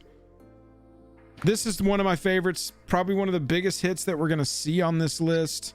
$75. Biggest hit so far that we've seen is the Ancient Tomb reprint, and it just speaks to the power of fast mana, man. Having a land that comes out, and especially in Commander, you know, that 2 life, that 2 damage that it does to you, that is not that big a drawback if it means you getting a big threat out earlier. So yeah, it's a very strong card. I had no idea Ancient Tomb was on the list. It started as an uncommon. Think about that. Yeah. This is the one I have. Yep. The UMA version. Yep. Because at the time, that reprint in UMA, you can see like it was the first time in earnest we had gotten a reprint of it. Oh my goodness. Yeah, dude. So it's like, because pick in up a copy Expedition now. version, it was like, oh my God. Yeah, it's great if you can get the Expedition version, but now Balin's now. Tomb, dude, like it's the same thing with Morgul Knife. For me, I want this version. This is awesome. Ancient Tomb as Balin's Tomb, inspired. Perfecto. Bojuka Bog is the lowest hit that we have seen on this list so far. I mean, Bojuka Bog is like less than $1. This is a 50 cents card. Now, I'm not saying that this version of it's going to be 50 cents. All we're doing is looking at the lowest possible price that you can pick them up now, much like our Secret Layer videos. We are just comparing the price of this card to its cheapest obtainable near mint version. And do keep in mind, it's really nice that these are going to be appearing in the collector booster boxes and not just as box toppers, as like one-ofs in boxes that are sealed, because you're going to have a big adjustment in price on a lot of these, and a lot of them are going to be cheap. If they appear in just under a third of collector booster packs with as much of that product that's being opened, and do keep in mind it's a more expensive product, so the adjustments might not be as harsh on these cards, but they will go through adjustments. I mean, that's for sure. Bojuka Bog as the Barrow Downs is pretty sweet. I will say, outside of Lord of the Rings lore, this art on a Bojuka Bog is pretty sweet. When you look at your options for Bojuka Bog, you're really gonna hope. I'm gonna have to hope for you that you love Howard Lyon's piece here, because this is the only piece of art that they have literally ever used for Bojuka Bog. Wow. They were like, if it ain't broke, don't fix it. Dude, they were like, I'm just really feeling Lyon's piece. I feel like Howard knocked it out of the park. I like to think that this has been like for the past X years that this card, I mean, and keep in mind that's World Wake, so that's like since 2000, 2010 5, maybe 6. Oh yeah, well, no, 7 would have been high school. Yeah, it would have been college for us, right? Yeah. So like this would be like 2009, 2010, and then I like to think that each year there's like an artist, and they're like, so we got somebody here who is interested in possibly getting a new Bojuka Bog art going, and there's like the Bojuka Bog Art Council that they call in, and they're like, all right, pull up the original art, and they're all like, it's beautiful, all hail. And then the next person comes in and they're like, well, this is what I've got, and they just shoot it down. But now we finally have the very first ever different Bojuka Bog art. It's a wild time. What a time to be alive. Look at this. I didn't even know there were 2 different retro frames. I was going to brag about I did pick up some extra singles of the Brothers War Commander decks into Dominaria Remastered, and then my personal just trying to target of retro frame cards, I was like, I'm going to pick up a couple extra copies of Retro Bojuka Bog. I didn't even know that I could have done that in Time Spiral Remastered. Yeah. But what can you do? New version of Bojuka Bog, but it's seriously, value-wise, the worst hit that we've seen so far. Besieger Who Shelters All, $20 land. Good in the right deck. Surge foil of any of these is going to be nuts. The multiplier on that Surge foil, dude. Imagine getting a Surge foil Cavern of Souls. Look at this card. Perpetually a $55 card. It is the most well kept and maintained single price in any any single that exists in Magic the Gathering. But this one, Cavern of Souls, is the Paths of the Dead. Again, this is just such a home run choice here. It's home run art. Logan Feliciano. What else have we done here? That Cavern, dude. Cavern has mythic protection. It's really exactly does. like you're talking about. They keep it at mythic. And look how many versions it's had. They yeah, and it's cool. It's a really good card. It's very good. I like it even in like Commander Voltron. You know, it's like when you want to make sure your commander doesn't ever get countered. Sure. Just run it, you know? Yeah. But excellent card. It, for some reason it constantly gets reprinted, but it keeps that price point. It's a really good inclusion for this list. Very interesting inclusion. This is a good effect to have on a land. It's also a very scarce card. I'm pretty sure I sold my Deserted Temple when it was like $12 or $15. I was like, well, surely this will be reprinted at some point. Like a good example of where this would be good is you've just activated Cabal Coffers for a ton, and now you're going to Deserted Temple to untap Cabal Coffers so you can use it again. Gaia's Cradle. Right, exactly. Stuff like that. Homeward Path. Interestingly, this is up to like an $18 card, and it's because it's only been in 3 Commander Precons. And so it's got that like Commander Precon scarcity to it. Even though we've seen 3 versions of it that were widely available, and then we've got a Judge promo version as well. This is for a cube version, I think. This is a MTGO. Yeah, this is it. I mean, these are very thoughtful hits. So when you're looking at, very calculated, because when you are looking at this slot, you're not seeing anything that's like a terrible card. You're seeing stuff that's like a low money hit, but you are seeing like some AAA stuff like Cavern of Souls. What was the other big hit? Ancient Tomb. There's some other ones. Yep. But you're not seeing anything that's Wasteland, like completely $25 card. I mean, this is a great card.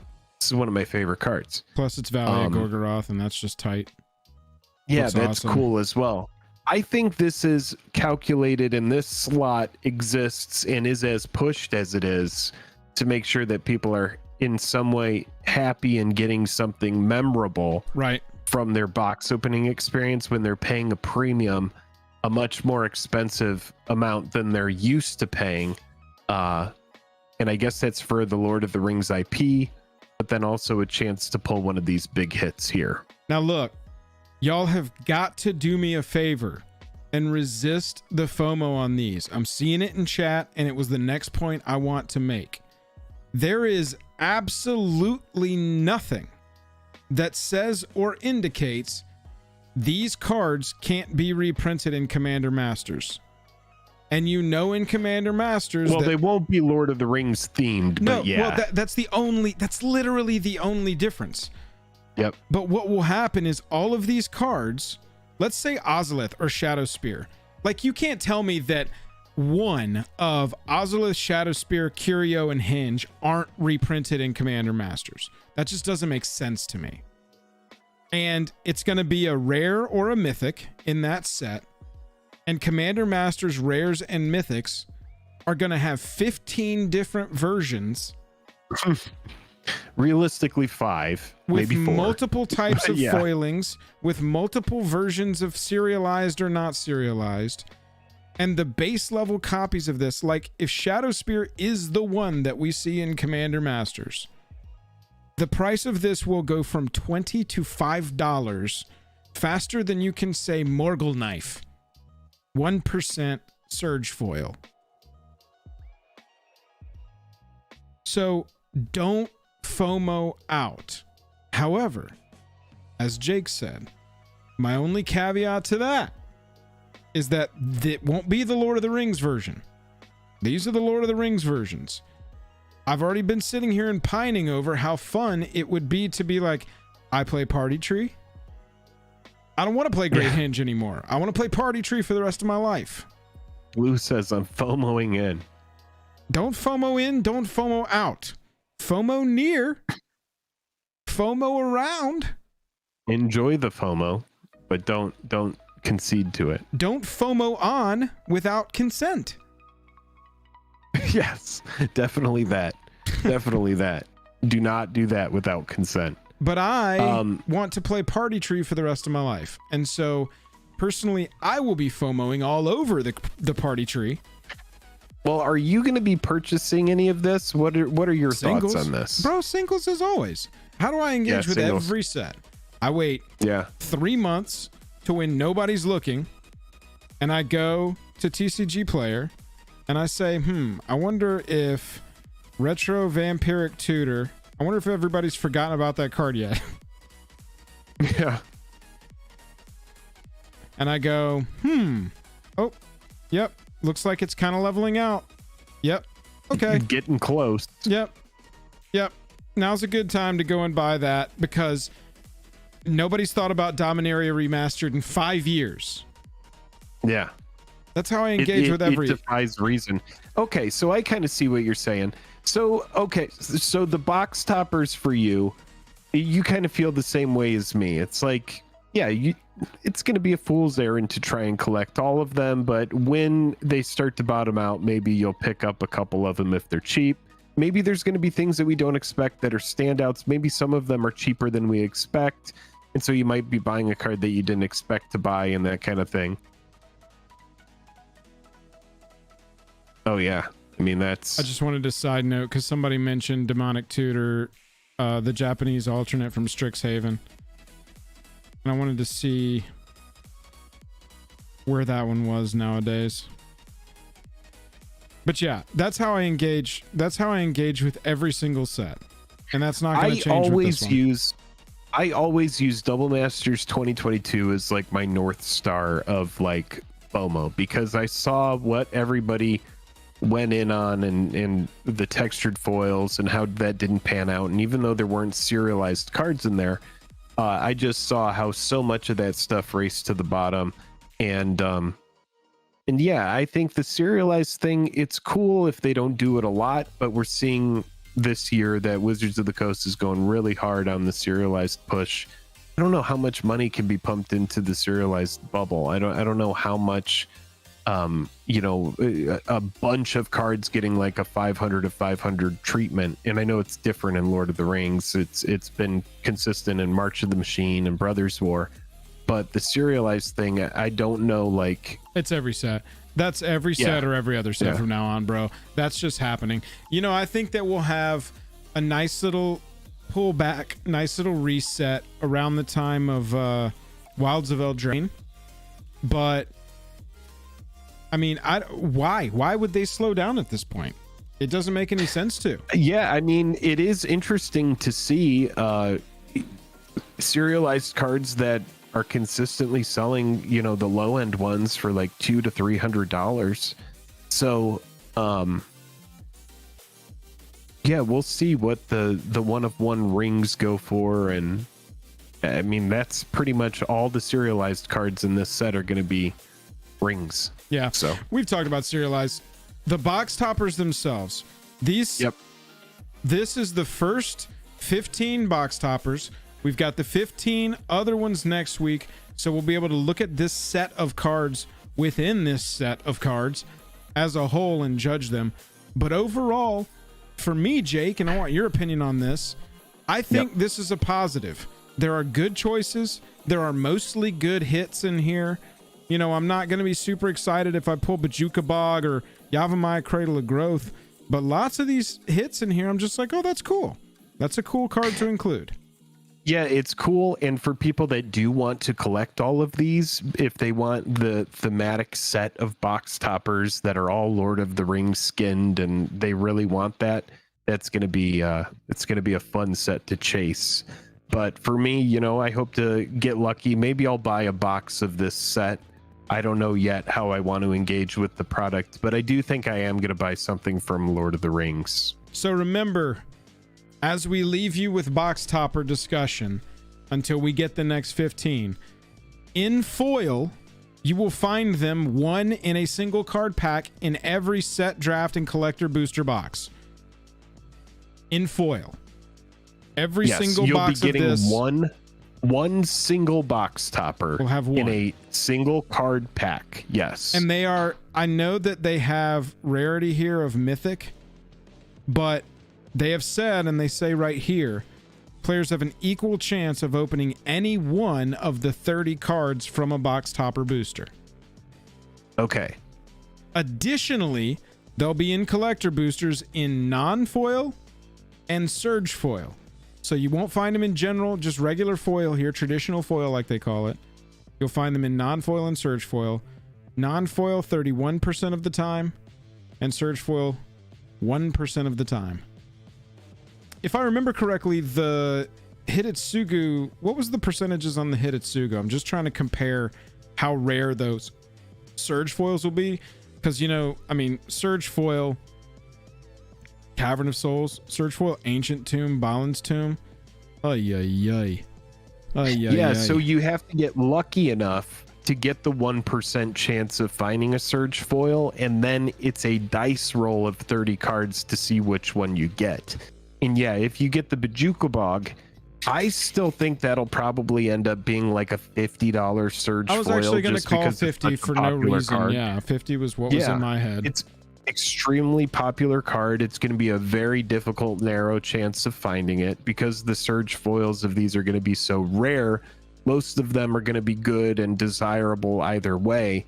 But the big hits, if you do find the Cavern or the Ancient Tomb or, you know, stuff like the Great Henge, yeah, the Party Tree, then yeah, you're going to be looking at something that probably pays for half or more of whatever your buy-in is, especially for collectors that are looking for the most pimp versions of cards for Commander. And then the X factor that this entire set is going to carry, which is the IP crossover. You're going to have people that are interested in Lord of the Rings that are coming to MTG for Lord of the Rings. We don't know what percentage of people that is going to be, but some people are going to do it. There are going to be people that are interested in MTG because of this set, and so they're going to be collecting alongside other collectors. So yeah, it's an interesting slot. This is probably the most interesting slot so far.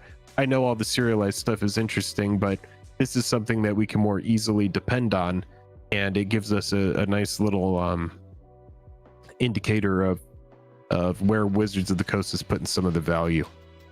Let us know in the comments which of these is your favorite so far and which cards that need reprints, they got to be lands or artifacts, don't forget, that you think we might see in the other 15. Speculating. I love it.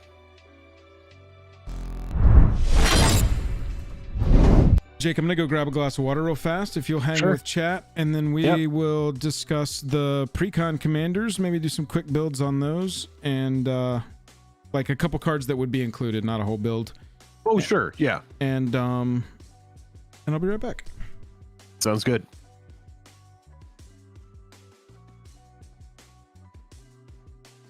All right. Yeah, chat. This is a pretty wild one, man. Jake, I sent you a DM about winning the sleeves in Discord. Oh, David, okay.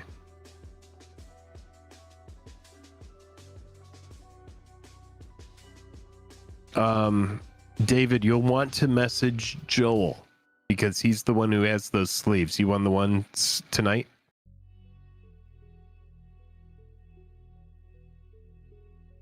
Or are these for last week? or Monday. What was the last stream that we did? I owe somebody some sleeves for something. Oh, David, yesterday's sleeves. Okay. These are the ones that are let me look. Yes. That's right.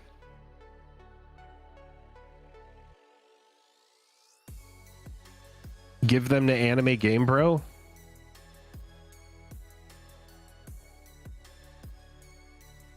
Yeah. Just send me that. Send me that address, David. You got it. I'll send them their way. These are the crypt. These are the crypt ones. Yeah, that's fine. Yeah, you got it. Just shoot me the address and I'll make sure I'll just send it out. I'll take care of it next couple days. I'm already sick of the whole concept of serialized. I know, it's ridiculous. Yeah.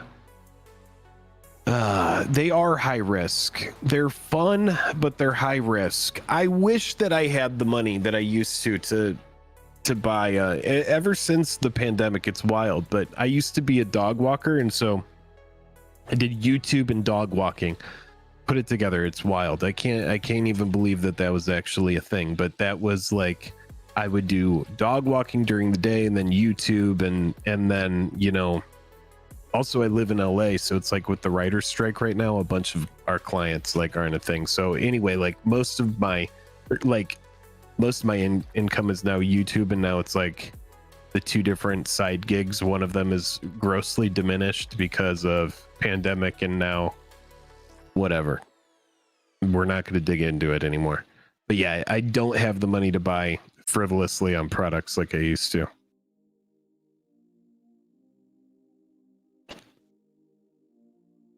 But yeah, walking dogs was, I mean, it's nice.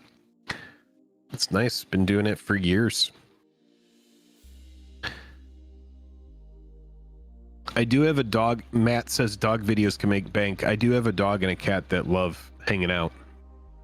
When he was a kitten, when he was a kitten, he would play with my dog, and she loved him so much, and they just like would cuddle and stuff. But now he's much more independent, and he doesn't have to. Yeah, Heffies says walking dogs sounds like a great gig. It's a wonderful gig. Yeah, it's great because you get your exercise done while you're working. You manage yourself, so you're not really like talking to people, which is good. So if you just want to put on a podcast, walk around outside, take care of some dogs, and then out in LA, it's a pretty good rate too. So yeah, then you go do YouTube videos after that. It's not a bad way to live. Maybe stuck in the MTG past, bid over the $200 for a box feels bad. I know, Codalicious, exactly. No writers to tell us how the negotiations are going to go. Dogs are awesome too. Yeah, I mean, obviously, yeah, there's that. They're just, they're very chill companions sometimes. Sometimes not so much.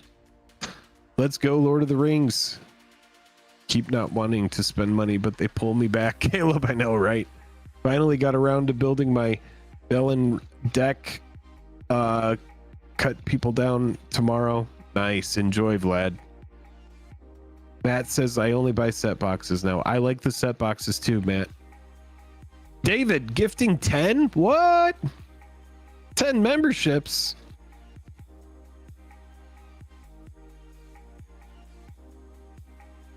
Would read everybody's name, but there's a name that's kind of risky. I stopped buying the new product. I still get the singles here and there, says Darth, but I sold all my extra big hitters. Use that money to vacate. Nice. That's great. Darth, I hope that was an enriching experience. Sounds great. Got some people that have got gifted. Make sure you say thank you to David. It's Kenny. We got Ronald, Garrett, Agent Fulgor, Salvatore, Jim Cubed or JM Cubed. Sorry. Got O Jizzle, S Richards, and Junior J. 2689 all getting a gifted membership. Make sure you say thank you to David. That's sweet.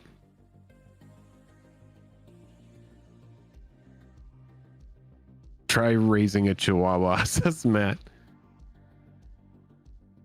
New Monarch. Yeah, we'll have to have Joel update the Monarch, but that means a lot. Thank you so much for supporting the channel. Yeah, everybody, if you are enjoying the stream, click like and subscribe. We still have a couple more things to talk about this evening. We're going to talk about some new legends. And then we are also, well, I mean, we talked about the special edition collector boosters. We've talked about the box toppers, which is a pretty big deal. What's your favorite card spoiled so far, says Tim. For me, it's the Ancient Tomb. And it's funny because I already have a bunch of Ancient Tombs. But, you know what? From the new set, let me take a look. Let me take a look here. All hail the new stream monarch, David LeBlanc.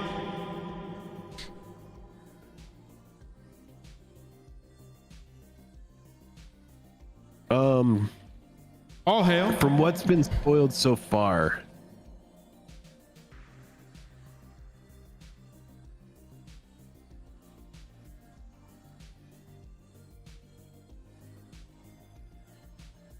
I mean, this Forge Anew is pretty strong. It's a pretty strong enchantment.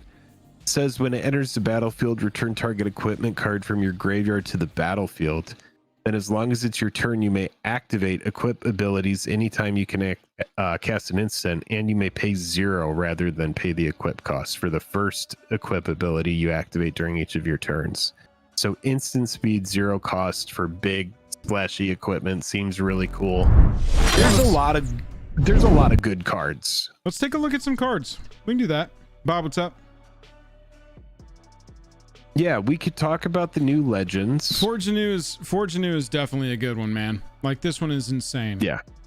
Gets an equipment card back. It's really strong.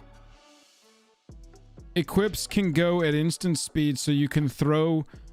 I mean, let's say you use Quietus Spike in your deck, right? Right. Quietus Spike chat says, when equipped creature deals combat damage to a player, that player loses half their life. Okay, so with Forge Anew on the battlefield, we can activate equip abilities at instant speed. So we can equip for 3 in response to, okay, which of my 18 tokens are you blocking? All right, in response, I attach Quietus Spike to the one that you're not blocking. And that's like the worst example, you know? Forge Anew is very strong.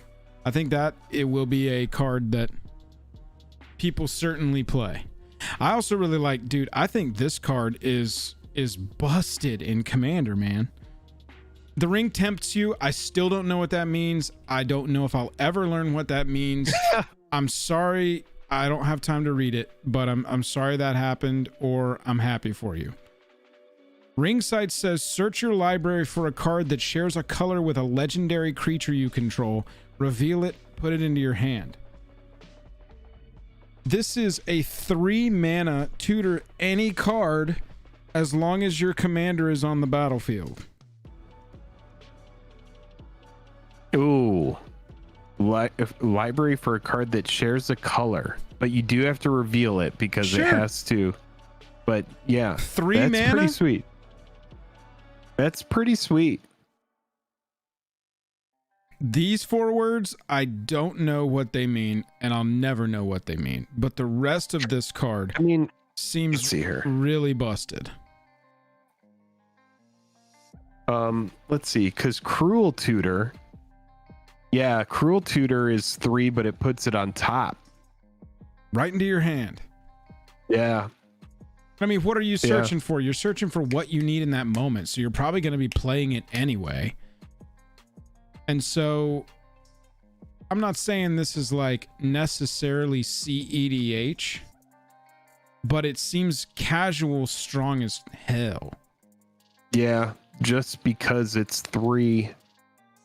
Yeah, that's pretty good. How many times have you been sitting around a commander table and you go, does anybody have an answer for Jake's enchantment? Can anyone annihilate the enchantment, please? No, here I go. Cast ring sight. Go get feed the swarm. Yeah, there's some pretty good cards in this. I don't know how pushed the power level is, but I have seen some pretty good stuff. I think this is a backdoor commander set. Honestly, I just think that everything is commander now. It's just commander all the way down. They need standard sets because they're like, oh, we're so tied to this standard stuff. I wish we could just sell commander cards. Those morons never stop buying. Where standards like, I mean, I don't want to play. There are like some very good legendary lands and legendary creatures that exist in this set that are not box toppers like we were just talking about. You know, you have like Minas Tirith. You have stuff like Barad-dûr. Have you read Doors of Durin yet? Oh no, let me come back to what you're 5-mana legendary artifact. Okay. Yep. Whenever you attack, scry 2. Then reveal the top card of your library. If it's a creature card, put it onto the battlefield tapped and attacking. What?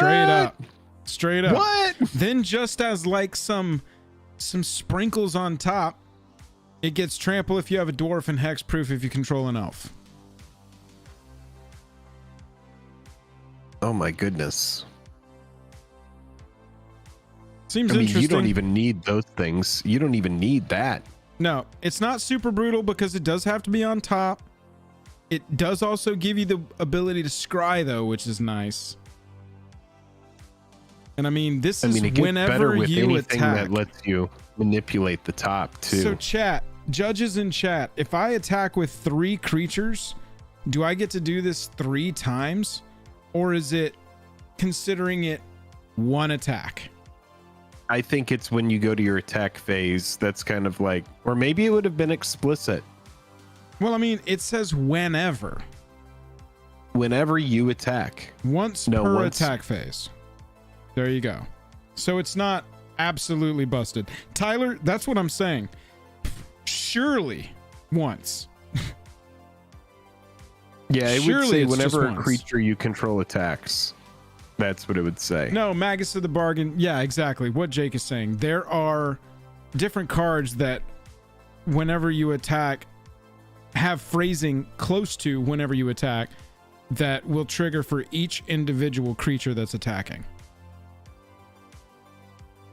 Yeah, you don't even need the dwarf and the elf clause for that card to be good. I think that it's interesting and definitely worth playing around with. I like this card too. Being able to. I was gonna say. Yeah, it plays well with stuff that likes scrying. I don't know much about constructed formats. I just don't play constructed. Outside of Commander, obviously, but free I know kind of thing. Free card draw kind of things are always good, right? Whenever you scry, I mean, it's just not a great draw spell for 1 blue and 1 other. That's the thing about it. Are there any cards in like Delver or anything that inherently scry as just a bonus? And so, yeah, I mean, one card for 2 mana, not great. But if you can get an extra card for free when you like inherently scry off some other card that you're playing, potential. Yeah, the only thing that holds it back is the casting cost, in my opinion, the front side cost of it. Dude, but like if you're just pitching it from your hand is like fodder. Oh, yeah, Madness deck. Yeah. These legendary lands, man, my initial impression of them is they are mostly good to fantastic. And in Commander, again, this is just such a backdoor Commander set to me. This just feels busted. Scry 2 for 2 mana if you've got your Commander out. Yep. I personally activate want these only if you have the Commander or any legendary creature. Wait, it enters tapped unless what? You control a legendary creature. Yeah, that's good. I mean, type land, type legend. So we've seen all 5 already. Let's look at this cycle real fast. This creates a a creature token if a creature died this turn repeatedly. It does cost 5 mana for a 2/2, which is rough. Yeah. So that's lower on the list. This one though, bro, I mean, how many modern decks already run what is she's the poster girl for MTG for mono white you're talking cards. about legends. You're talking about Thalia and stuff. Thank you. How many decks already run Thalia? Already attack and already run Thalia?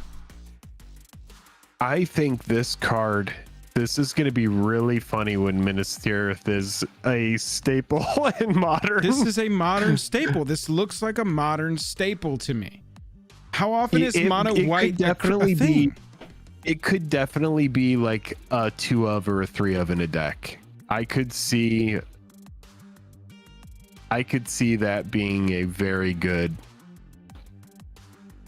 card. Being able to get a card in your hand in a go wide strategy like that is pretty sweet, and that's a pretty reasonable cost that's going to allow you to use that and then play something afterwards. Mono white decks across the world have already started running Loran of the Third Path. They've already started running, the aggro ones are running the not mono white mid-range, but mono white control. I mean, mono white aggro is running the one that creates tokens. Adeline, Resplendent Cathar is being run widely. Obviously, Thalia being run widely. Skrelv starting to be run widely. It's not going to be long before the mono white aggro deck has a super playable legend. That's probably enough right there. That's probably enough right there to warrant wanting Minas Tirith. Exactly. You could run this as 2 or 3 because you're like, well, I've got a legend at literally every mana value. I love that it's going to be like, are you running Minas Tirith in your Skrelv deck alongside Thalia? Alongside Adeline and Thalia? Minas Tirith is a staple in there. Yeah. Thalia and Adeline in white decks called Legends and the Bugs That Love Them. No, but that's the thing, Zero, is it says maybe coming into play tapped is a big downside, but with enough legends, it doesn't matter that much. That's my point, Zero. I was watching Crokies play a mono white. Sometimes it will happen, but not all the time. Yeah. There's just a lot of really playable legends in white, especially right now in standard. And so when you've got all of MTG to pick from, you're going to be able to find some convincing ones at every mana value. But yes, in the instance where A, you don't have a legendary, or B, that is your only land drop, that will be a big downside. So yeah, there might be something there. Maybe it's like a 1 of or a 2 of just to have that chance at card draw. Yeah, I'm getting overzealous on the new cards, but I think Matt Corrales is nailing it. It's a 1 of for the late game. You don't really want to see it early. Game. But card draw in that, so good. Yep. Exile 3 cards from your graveyard. Create 2 treasures. This is one that I want in my Dahada deck. Dahada is a Legends Matters deck. And legendary lands play with her ability. It doesn't say sorcery speed, so you could just do that EOT. That's what I'm saying. To like go ham. Yeah, that card's good too, dude. So Dahada says, reveal the top 4 cards of your library, put any number of legendary cards from among them into your hand. And so when I build this, I'm shoving in legendary lands, artifacts, enchantments, everything, including creatures. But I also want other legend hits as well. Legendary spells, if I can get them, so that I can have some different effects across all of the legends that I drop into my graveyard with Dahada. So not only does this legendary land plays with that, legendary creature plays with that, exile 3 cards from my graveyard plays with that, and Dahada's got a treasure sub-theme. Create a treasure token for each card put into your graveyard this way. I mean, this card automatically goes into Dahada. I don't know how strong it's going to be, but it's got a keyword for every keyword of the deck. Yeah, dude. It's it seems good. This one seems good. This whole cycle seems thoughtful and pretty good. We've seen Rivendell scry 2 for 2, really strong if you control a legend. And then the Shire. This one doesn't, the ability is so easy to pull off. Sure. I mean, just tap an untapped creature you control. You're talking about EOT. You're leaving up your blockers. You're not swinging with your mana dorks. You didn't keep using the mana that your mana dorks can make. Cool. Create a food token. Now, if you do have an Academy Manufactor. Oh. Manufactor. When that enters, you're going to be getting a clue, a food, and a treasure. Yeah. And that's kind of universal with clue, food, and treasure. I mean, this is a card that we'll probably see in Commander Masters just because they need to keep this card low because it plays with so many different strategies. But I watched a Guillaume deck. Shout out Zach if you're hanging. I watched a Guillaume deck in League do some really nutty stuff. And so food token decks that are strong and fun do exist. So I think the Shire plays well too. And then we got a multicolor one here with Mount Doom, little Rakdos. Pay a life, so it's a pain land. But you can pay 3, tap it if you didn't use it, and EOT deal a damage to each opponent, because why not? Or you can pay, why not? Right. You had it open. 3 mana. Yeah. I mean, this, I feel like, Jake, this goes in your Punisher deck, because why not? Yeah, I think so. Having a one of big effect like this on a land, and I don't really care about if I'm losing a little bit of life. If I need to float mana and use this, I'll use it. You're punishing yourself anyway. We're punishing. Everybody's getting punished. Right. But then sacrifice Mount Doom and a legendary artifact. Choose up to 2 creatures, then destroy the rest.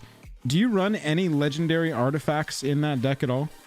I think that's where I think that might be where this kind of falls short. I think there might be 1 or 2, so probably not going in there. I mean, I don't know that I would run it just for those 2 abilities, but if you did have some play with this and you had like 1 legendary artifact that you were always tutoring up. No, because then I would just run a Stenzia Bloodhall. I'm pretty sure. Isn't that the one that does? Just type in Bloodhall. Yeah. 5 mana, 2 to each player. No, 2 to target player. Yeah. So I don't. I mean, but this is probably more like in the range of like what I would want in a Karavik is like a just big mana on a land, 2 to somebody. Yeah. That seems fine. Yeah, not bad. Yeah. Legendary land cycle, pretty cool in there. Any other standouts, chat? What other standouts from the set have we seen so far that you're just like, oh my gosh, this card is bonkers and I can't wait to play it? Well, obviously, I mean, let's talk about the Bat card. The freaking Bat card, dude. Have you seen this card? The Bat card. The Bats. I haven't even seen this mythic. We need to look at what that says because that looks like my kind of card. Here we go, bro. A common that's going to be $5. And the foils are gonna be bonkers. Yeah, this is Mirkwood Bats are actually in the what's the other version? Isn't there another version of this? What's the I think I have version. Some bats in the thumbnail of this version or the thumbnail of our video, but yeah, it's very good. It's very good. It plays alongside literally everything. Strategy. Yeah, name a card. Throw a dart. Name a card. How often in the last 2 years have we been saying, oh man, they just really seem to be going in on token design space? Create or sacrifice. Dude. Treasure decks? That is going to be a card. Bro. Yeah. And thematically, it would hang out with Negan. Oh yeah. Bro.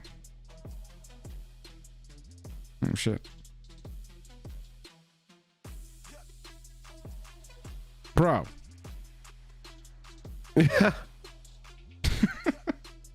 Yeah. Bats. Dockside Extortionist. Bats. Not Mana Tithe, but Smothering Tithe. Dockside Bat. Bats Smothering Tithe. How many treasure tokens did you create off of Smothering Tithe in a game where people were kind of like trying to make you not draw treasure and you played the Smothering Tithe kind of late? Just passively, probably, I don't know, maybe like 10. Yeah, 10 damage to each opponent. And that's 20 in Two-Headed Giant. Just hanging out, just by doing that and not anything else. And that's before you sacrificed them, Jake. That's right. That's another 10 or 20. Yeah, create and sacrifice. Wow. This card is unbelievable in Commander. That is a pretty good card, man. It's a common. Yeah. This Some card of the best fits cards are into common. so many decks. I mean, like, you want to start getting bad with it. Let's get bad with it. I'm looking at my Commander decks, like my Tevish Zat deck. This is create creature tokens. This is create creature tokens aristocrat. The +2 on Tevish Zat deals 2 damage to each opponent with bats in play. And then when I sacrifice them to draw cards, it does more damage to each opponents. On top of all the aristocrat stuff I've already got going. Mirkwood Bats in foil is going to be a card you want to find in this set. Yeah. Yeah, you're not kidding. I think a Pauper will probably want it too. This card There's is probably oh my something in god, Pauper that's going to want it. Bob. Fantastic call. Yeah. What these two sitting next to each other on the battlefield, you're like, "Oh, we lose." Yeah. I feel like I can't even do anything because we lose. Yeah. That's good. Unbelievably strong common. And then I've also seen a lot of people, I saw somebody just mention it in chat. We got to talk about the Nazgul. But the Orcish Bowmasters here. 2 mana, 1/1 with flash. When it ETBs and whenever an opponent draws a card, except the first one they draw in each of their draw steps, Bowmasters deals a damage to any target and then amass, you get a 1/1. Or grow your 1/1. Jennifer says, what happens when you hit your membership goal? Oh, what happens when we hit our membership goal? I don't know. I'll do a little dance. Yeah, we haven't thought about it. Realistically, what happens? We bump it to 250. Magic, yeah. Orcish Bowmasters. Jennifer Moseley not on JMO. Interesting. Josh says, boys, I have a question. I'm thinking of making Thalia and Gitrog. What would you recommend, Lands Matter or Stacks or both?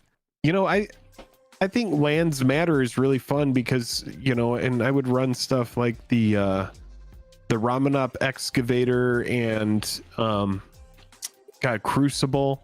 Both of the Crucibles. And I'd say Lands Matter. Yeah, that'd be fun. Unless you don't care about making other people's miserable at the table. Stacks is just kind of rough. But if you don't care and people are like, I want to be staxed, get in there. Yeah. If everybody's miserable and they all just bring their toughest strategies, then yeah, go stacks. In general, I never have liked playing decks, even if they're super like strong. Prison kind of thing. Yeah, any deck that people are like, this sucks and I'm having a bad time, that really doesn't make a good time for me either. Even if I'm winning, because I'm winning Commander, what am I really doing? It's a Fugazi, it's a Fugazi. And so yeah, that's honestly a good point, Joel. That's a good, because there have been times where like I got the Blood Moon lock on the table, right, and we're just and like, then okay, it was like somebody just shuffles, like someone just starts shuffling, and it's like, you know, okay, so now someone's conceded without even saying anything because clearly they've looked at their hand and they know that nothing is there. We've also had a moment where it's like we played a Winter Orb with like a Llanowar Elf and a couple Mana Dorks on the table, and you're able to do something and no one else is, and that's not a good feeling either. So yeah, there's some cards that are just too salty. But if you have a masochistic play group and you sometimes are like, hey, do you guys want to play some of our salty stuff? Yeah, play the mean stuff. As long as everybody's on the same page. That is why I don't play it very often, but that is why I love the idea of CEDH. Because the social contract for that is instantaneous. Do you want to play CEDH? Great. I'm expecting to sit down and play alongside and through some of the most brutal stuff that can happen to me in a game of MTG, and I'm going to be trying to do the same thing. Yep. You Instant know that they are doing contract. what they want to do to win. Right. They're doing what they can to win Exactly. as fast as possible. Yep. I think, Jake, that this card, back to Orcish Bowmasters, I think that this one's going to be one of the shockers that's going to like get into Modern or get into Legacy, because I have to imagine, again, knowing nothing about those formats, but I have to imagine that there's at least one high meta deck that is all about drawing at least 2 cards per turn. And then maybe like growing a 1/1 flyer that gets a counter every time you draw your second card, something like that. I mean, yeah, Ledger Shredder was one of the most popular cards in the world when it came out in so many formats. I think it's pretty easy to assume that. Yeah, I think if we go back to the one that we were just looking at, what is the Bowmaster? Yeah. 2 mana, instant speed. And whenever an opponent draws a card, except whenever. So I think this card can easily sit on the battlefield and just have residual value. It's just one of these things. I think there's enough people that are going to be wanting to draw cards, except for the first one they draw on each of their turns, where it's going to be relevant. Right. Yeah, and that's not even counting CEDH. Scurvy made an excellent point. Instant staple in CEDH, 2 mana, instant speed, so you can leave it up and leave all your other answers up too. Yeah. And you can punish people. I really think you can see it didn't get a replacement effect like Hull Breacher or anything like that, but it's still I want to read Witch King. Pretty cool. I haven't read this one yet. 5 mana, 5/3 flyer. Whenever one or more creatures deal combat damage to you, each opponent sacks a creature that dealt combat damage to you this turn, and then those 4 words don't mean anything to me. Discard a card. Witch King of Angmar gains indestructible until end of turn, and you have to tap it.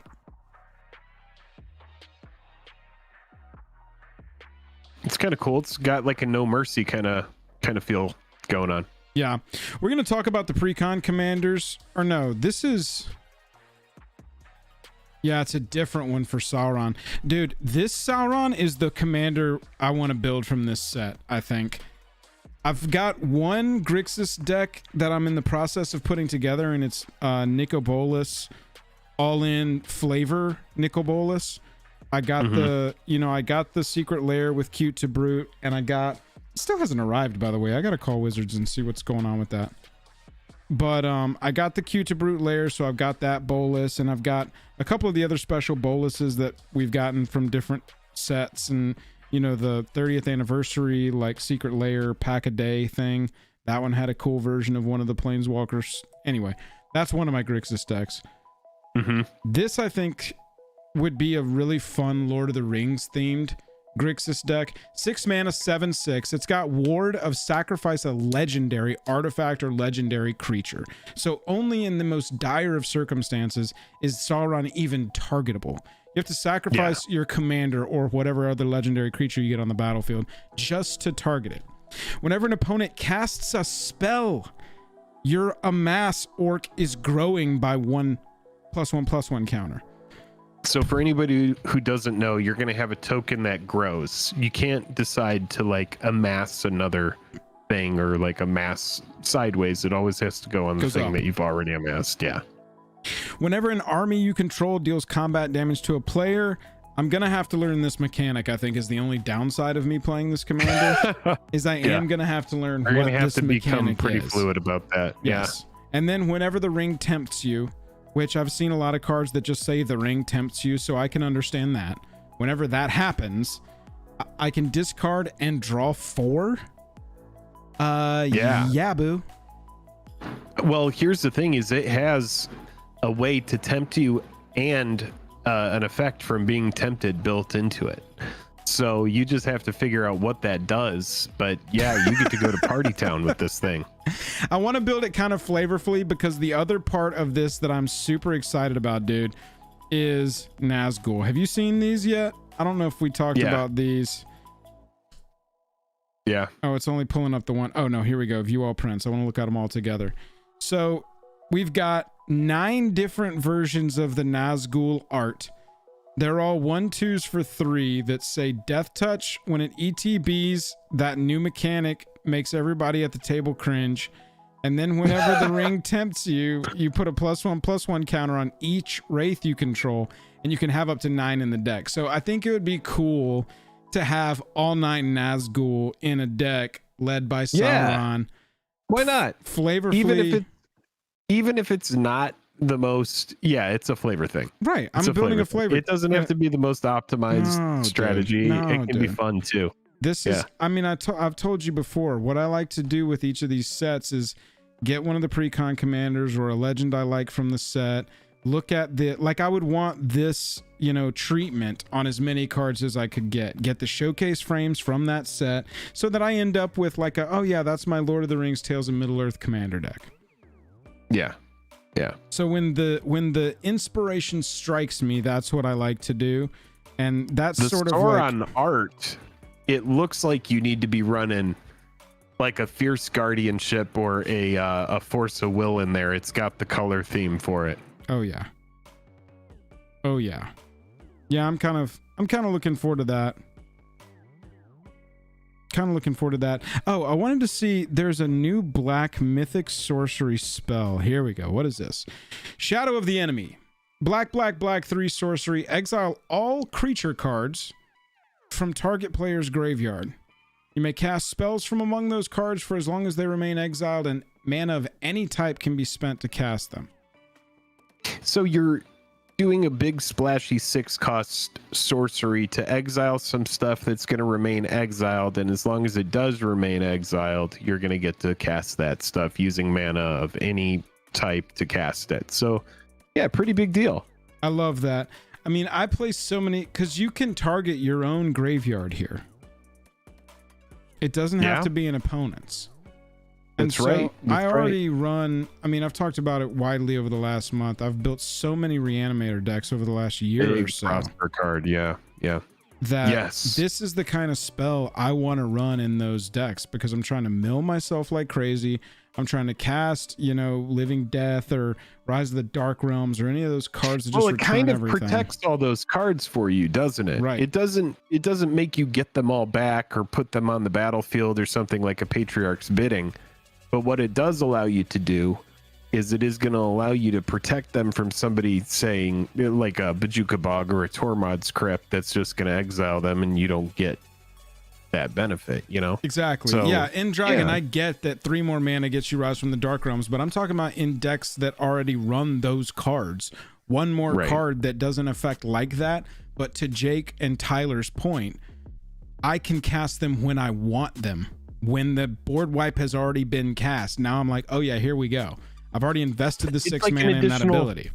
It's like an additional hand without having to play, like a Reliquary Tower. Right. But you're getting the benefit because, I would play it probably in like a black-green where I'm able to fill up the yard easily using, mulch and Gerard's Orders and all sorts of effects that are going to allow me to put stuff in the yard, including alongside tomb effects and stuff like that. It looks like we had already seen last March at the Ents. It looks like maybe we're going to get some giant splashy sorcery in every color. That would be a cool cycle. If they're going to do a cycle of those, I think that'll be kind of cool. Oh yeah, Storm of Saruman. But that's so we'll get a big mythic of each color. Maybe that's what it'll be. Yeah, we saw a lot of these on that previous stream. Pretty typical. Yeah.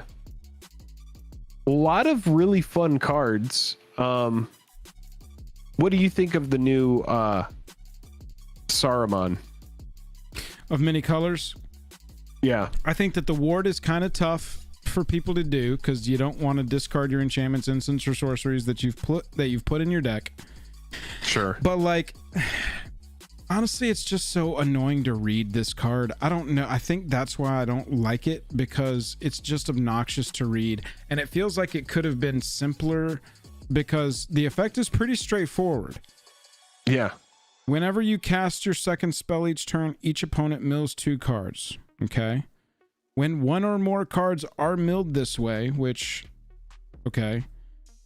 I don't know why. Whatever. Exile target enchantment, instant, or sorcery card. Like, why is that part of the sentence there? Exile target enchantment, instant, or sorcery card with equal or less a mana value than that spell from an opponent's graveyard. Okay, so why, like, so we're only going to be able to do the second part if so we like you would milled want an opponent. to. So we're not going to So be able you to do would this wanna if an start opponent's with an already opt. decked, right? Yeah, you would want to start with something small. So this is like cast something small, then cast something big, so that you can have a bigger chance of. Right, but what I'm saying is this part milling of this something. sentence is useless when one or more cards are milled this way. Yeah. The only way that would not happen is if you don't have an opponent who has a library. So I feel like those 1, 2, 3, 4, 5, 6, 7, 8, 9 words could have just been then. Exile target enchantment, True. instant, or sorcery card with equal or less a mana value than that spell. The second spell you cast, by the way, we got to go 3 lines up to figure out what that, no, 4 lines up to figure out what that is. Copy the exiled card. You may cast the copy for free. I kind of see what you're saying. There's just so much to parse here, and I feel like it could be simpler. Yeah. Any enchantment, instant, or sorcery that's less than the second spell you've cast. This card was made for people that like to feel smart. You like to be like, I can parse Saruman of many colors. That's what happens with those damn Esper cards. This is definitely going in my Dahada deck as well. Legendary spells as though they had flash. If a legendary permanent leaves the battlefield, causes a trigger, get another trigger. Hell yeah. Good white legend for my deck. I like it. Let's take a look at the Precon here, commanders, before we call it a night. So we had seen Sam Loyal Attendant before. Partners with Frodo Adventurous Hobbit. At the beginning of combat on your turn, you create a food, and then activated abilities of food are 1 less. So you can sack foods for 1 instead of 2. Then the partner of that is Frodo Adventurous Hobbit. Vigi 1/3 for 2 says when it attacks, if you gained 3 or more life this turn, so what you would gain from sacrificing a food from Sam, the ring tempts you. Then if Frodo is your ring bearer and the ring has tempted you 2 or more times this game, you draw a card. Yeah. Okay. So I don't know what any of that means. Let's go to the next one. We should break down, what does it mean for the ring to tempt you? We should have a whole video about that. I was going to say, it's too late in the stream to get into that now. Next Wednesday, chat, you have my word. Hold me to this. We will have an entire hour-and-a-half lesson with the foremost experts. We will get people with doctorates. We will get people with advanced degrees of all kinds to take an hour and a half and break down what the ring tempts you means. The first time a card has the ring tempt you, you gain an emblem named the ring and a corresponding helper card. I'm already bored. A corresponding helper card is involved in this? It begins with only the topmost ability active, but permanently gains additional abilities, moving down the emblem each time you're tempted by the ring. Each time you're tempted, including the first, you must choose a creature to become your ring bearer. And then there's 3 more pages of how it works. But yes, look, here's the thing. We will get senior cloud engineers. We will get engineers of all kinds. Train. Steel. Yes. The ring tempting you kind of feels like going through a dungeon. All the kinds. You remember the dungeon cards that you had to go through in the Lord of the Rings sets? It's like you're moving through different kinds Dungeons of and Dragons power levels.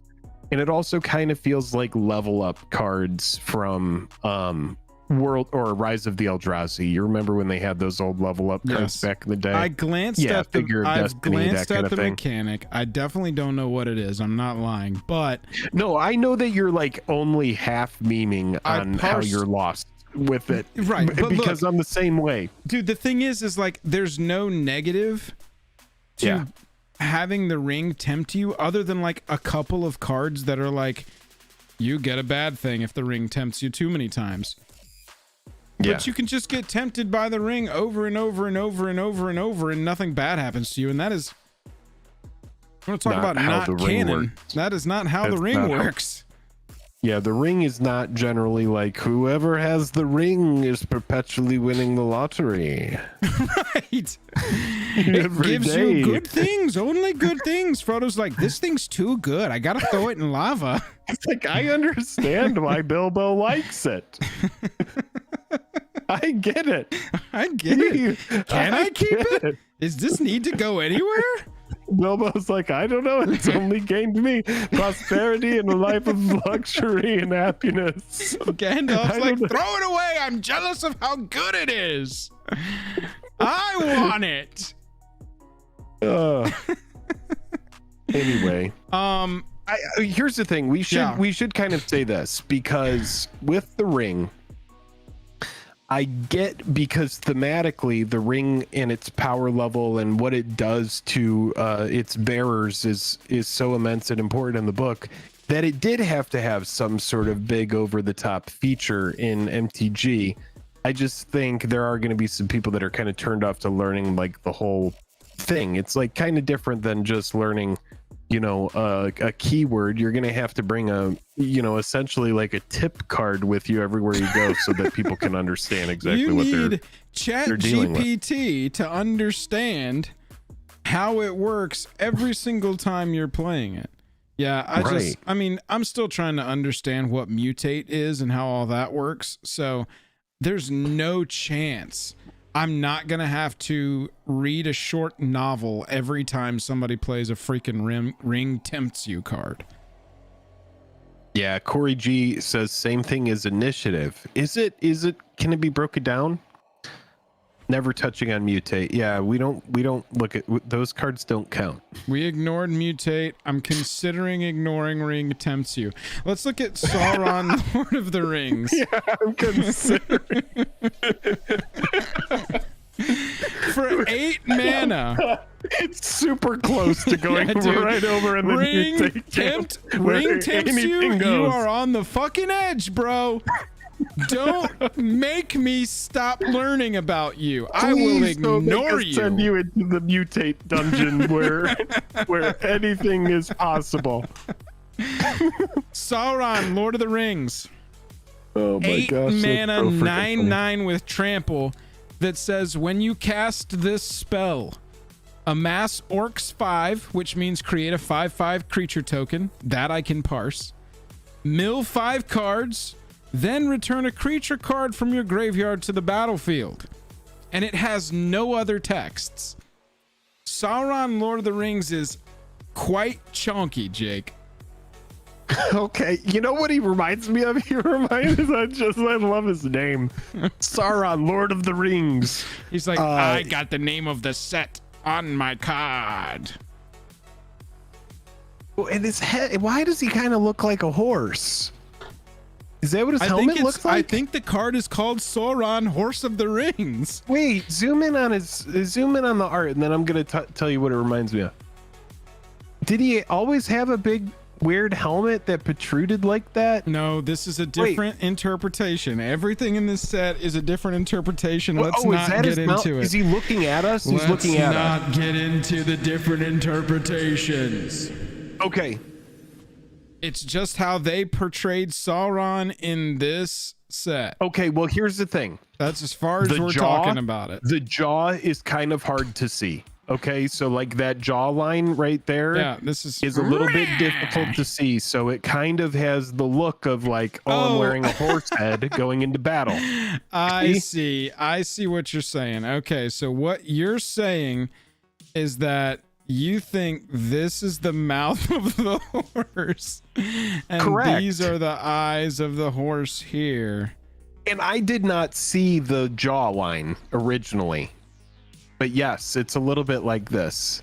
Sauron, Horse of the Rings. Yes, and it's got the flaming mane coming off. Yeah. Okay, dude. Chris also saw a horse.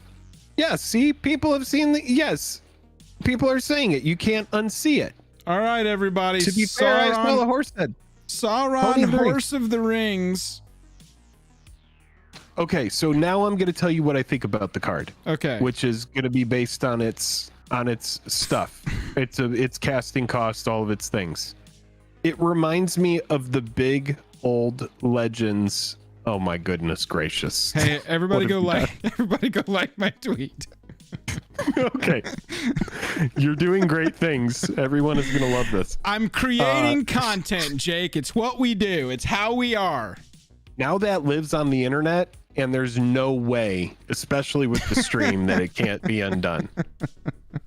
Would you at least go in there and reply to the tweet that says, sorry, we didn't see the jawline? But we see it now. It's just a similar color palette. All right, that's fine as is. Let's just leave it at that.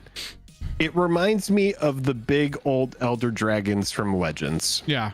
It's just a massive casting cost. I like the effect, though. I mean, think about this. It's making a big mana, token, dude. Well, it's a chunky token. And a creature card from your graveyard to the battlefield. Any creature card from your graveyard to the battlefield. So for 8 mana, you're getting a 9/9 with trample, a 5/5 token, and a creature card from your graveyard to the battlefield. Plus, if you want to learn what ring tempts you, that's up to you. And you can also get only good effects from the ring tempting you. Here's the only. Maggot says, stop horsing around. Nay, we won't. All right. Remember, that's the only negative about this card is it has the ring tempts you on it. Other than that, I like it. And everything it's only positives. We know it's only positives. The only thing is that you will have to learn a lot. What? Yeah, you are going to have to reread Lord of the Rings every time you play this. You will have to learn a lot, but it is cool.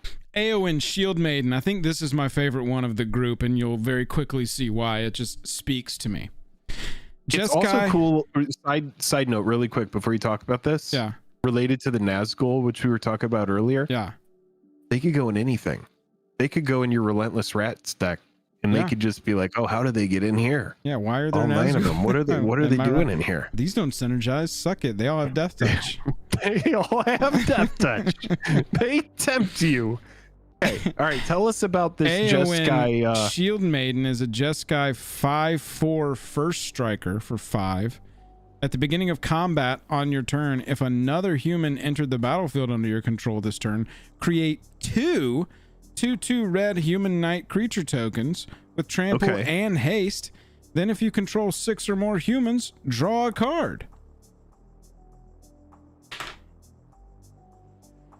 That's pretty sweet. It goes wide. Oh, dude.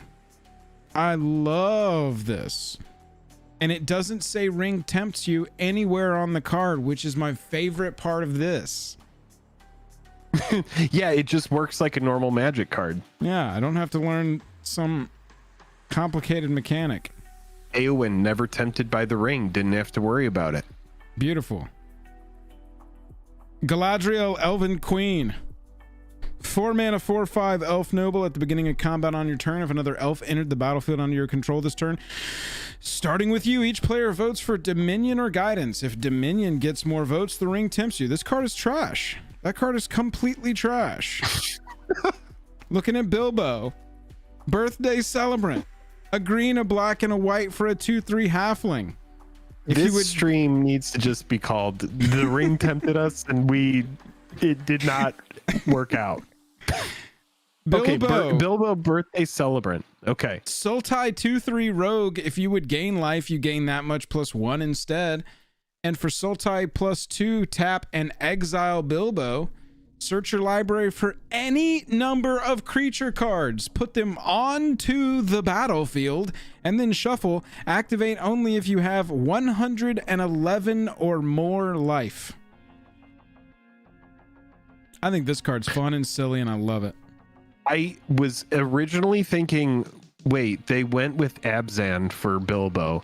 But then I was like, no, this makes sense. He's a good guy from the Shire, so white-green, but then tainted by the ring and gained this black shard. We don't really know where the black comes from, because all we've learned tonight is that the ring tempting you, it honestly should add another white pip to his card, so it should be white, white, green, but that's just me.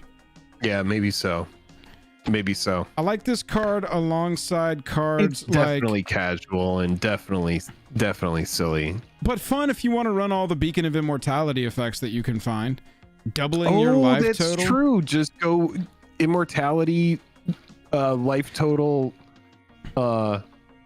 tribal. Yeah, dude. That's kind of fun. Yeah, dude. Yeah, you can run that one that's like it gets shuffled back in. Yeah, this one seems like it could be fun. I think everybody always underestimates strictly all-in life gain decks anyway.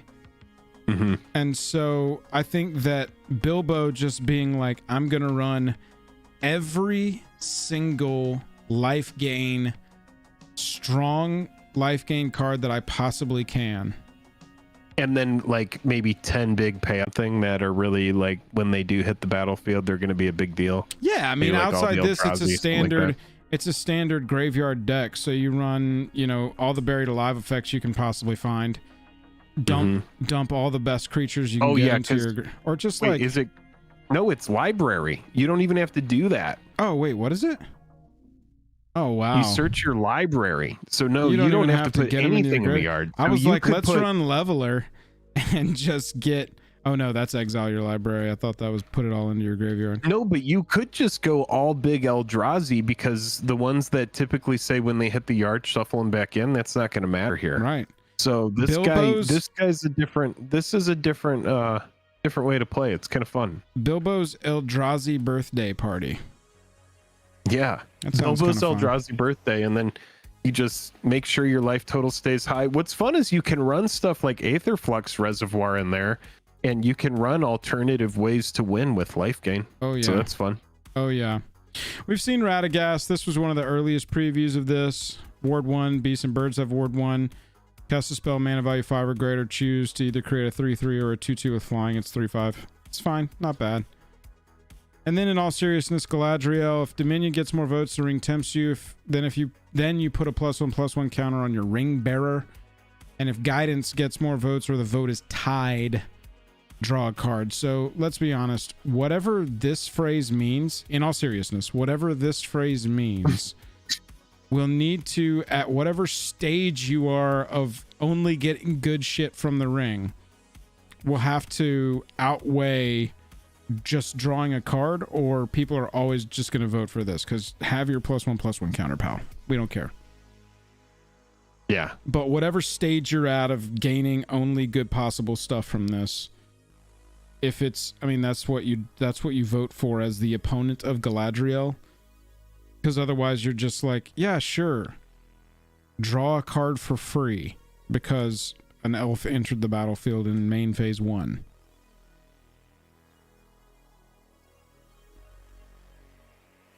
Next week, chat, I promise, we will learn what ring tempts you means. In all seriousness, it was in the poll. You can answer the poll. Do you know what it means for the ring to tempt you? Answer honestly. I want you to answer honestly. Answer honestly. 50% are saying yes. Jake, 4 people have voted. I know, but I'm just saying. Most people are saying yes. No one actually knows. No one actually knows. People say they know. No one actually knows. Some people might know. No. There are people that are saying no. No one actually knows. Everybody help us before the stream ends. Get to 169 likes. We're super close. Oh, we're not at 169 yet? Come on, chat. Y'all got this. Easy peasy. Yeah, we're only like 12 away, so we'll get there. Look. Come on, Douglas. Next week, what we'll do, in all seriousness, the outline of the episode tonight had me and Jake digging in and learning what ring tempts you mean. I think I went so hard on the meme because I was like, well, we're not going to get to that segment tonight. And Otherwise, I'm not going to learn it. Steve Anna, I want to say thank you because you joined the Patreon. You are directly contributing to me and Jake being able to do this full time. And by do this, I mean not learn the mechanics of the game that we cover. So thank you very much for joining our Patreon. You get to be in our Commander League, which, by the way, Commander League, any level of our Patreon, you're eligible to play. Supported by prizes, supported by Dragon Shield. Got Dragon Shield sleeves with Commander League 2023 on them as prizes. Play from home, proxy friendly, spell table games. Next month we are playing Two-Headed Giant. Jake and I are going to be in the league next month together, playing Two-Headed Giant. If you are interested in playing some Commander, hop in. Yes, absolutely. Sorry, chat is chat has me I'm laughing at chat. Lolling, a little bit of lolling. Yeah. Hey, Dakota. Chat gets weird sometimes. Dakota, congratulations again on winning the Dragon Shields at the beginning of this stream. Please DM me on Discord. My name's Dakota. This is my shipping address, and I'll get these out to you by Friday. Yes, well said. Well said. Oh, man, that's funny. Is Bister, what's up? Good to see you. You're yeah, here. Everybody, thank you so much for Right hanging here at out. the If end. you have enjoyed this stream, go ahead and hit us with a subscription right in the face. Come hang out and catch a stream in the future, Mondays and Wednesdays. We do have some big things coming up. Some of you might not know that are going to be going on. So just stay tuned in the next couple weeks.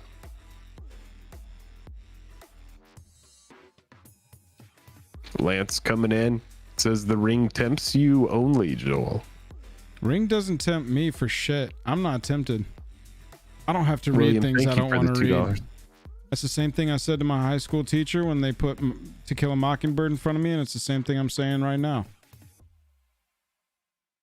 Did you not read that? Is that a middle? That's a middle school book, right? Did you read that book? I've never read that book. You got out of it?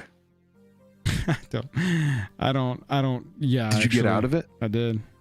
I said, You did? I said, fuck you, Miss Clifton. Well, now I'm going to have to put in this stream that there was an F word.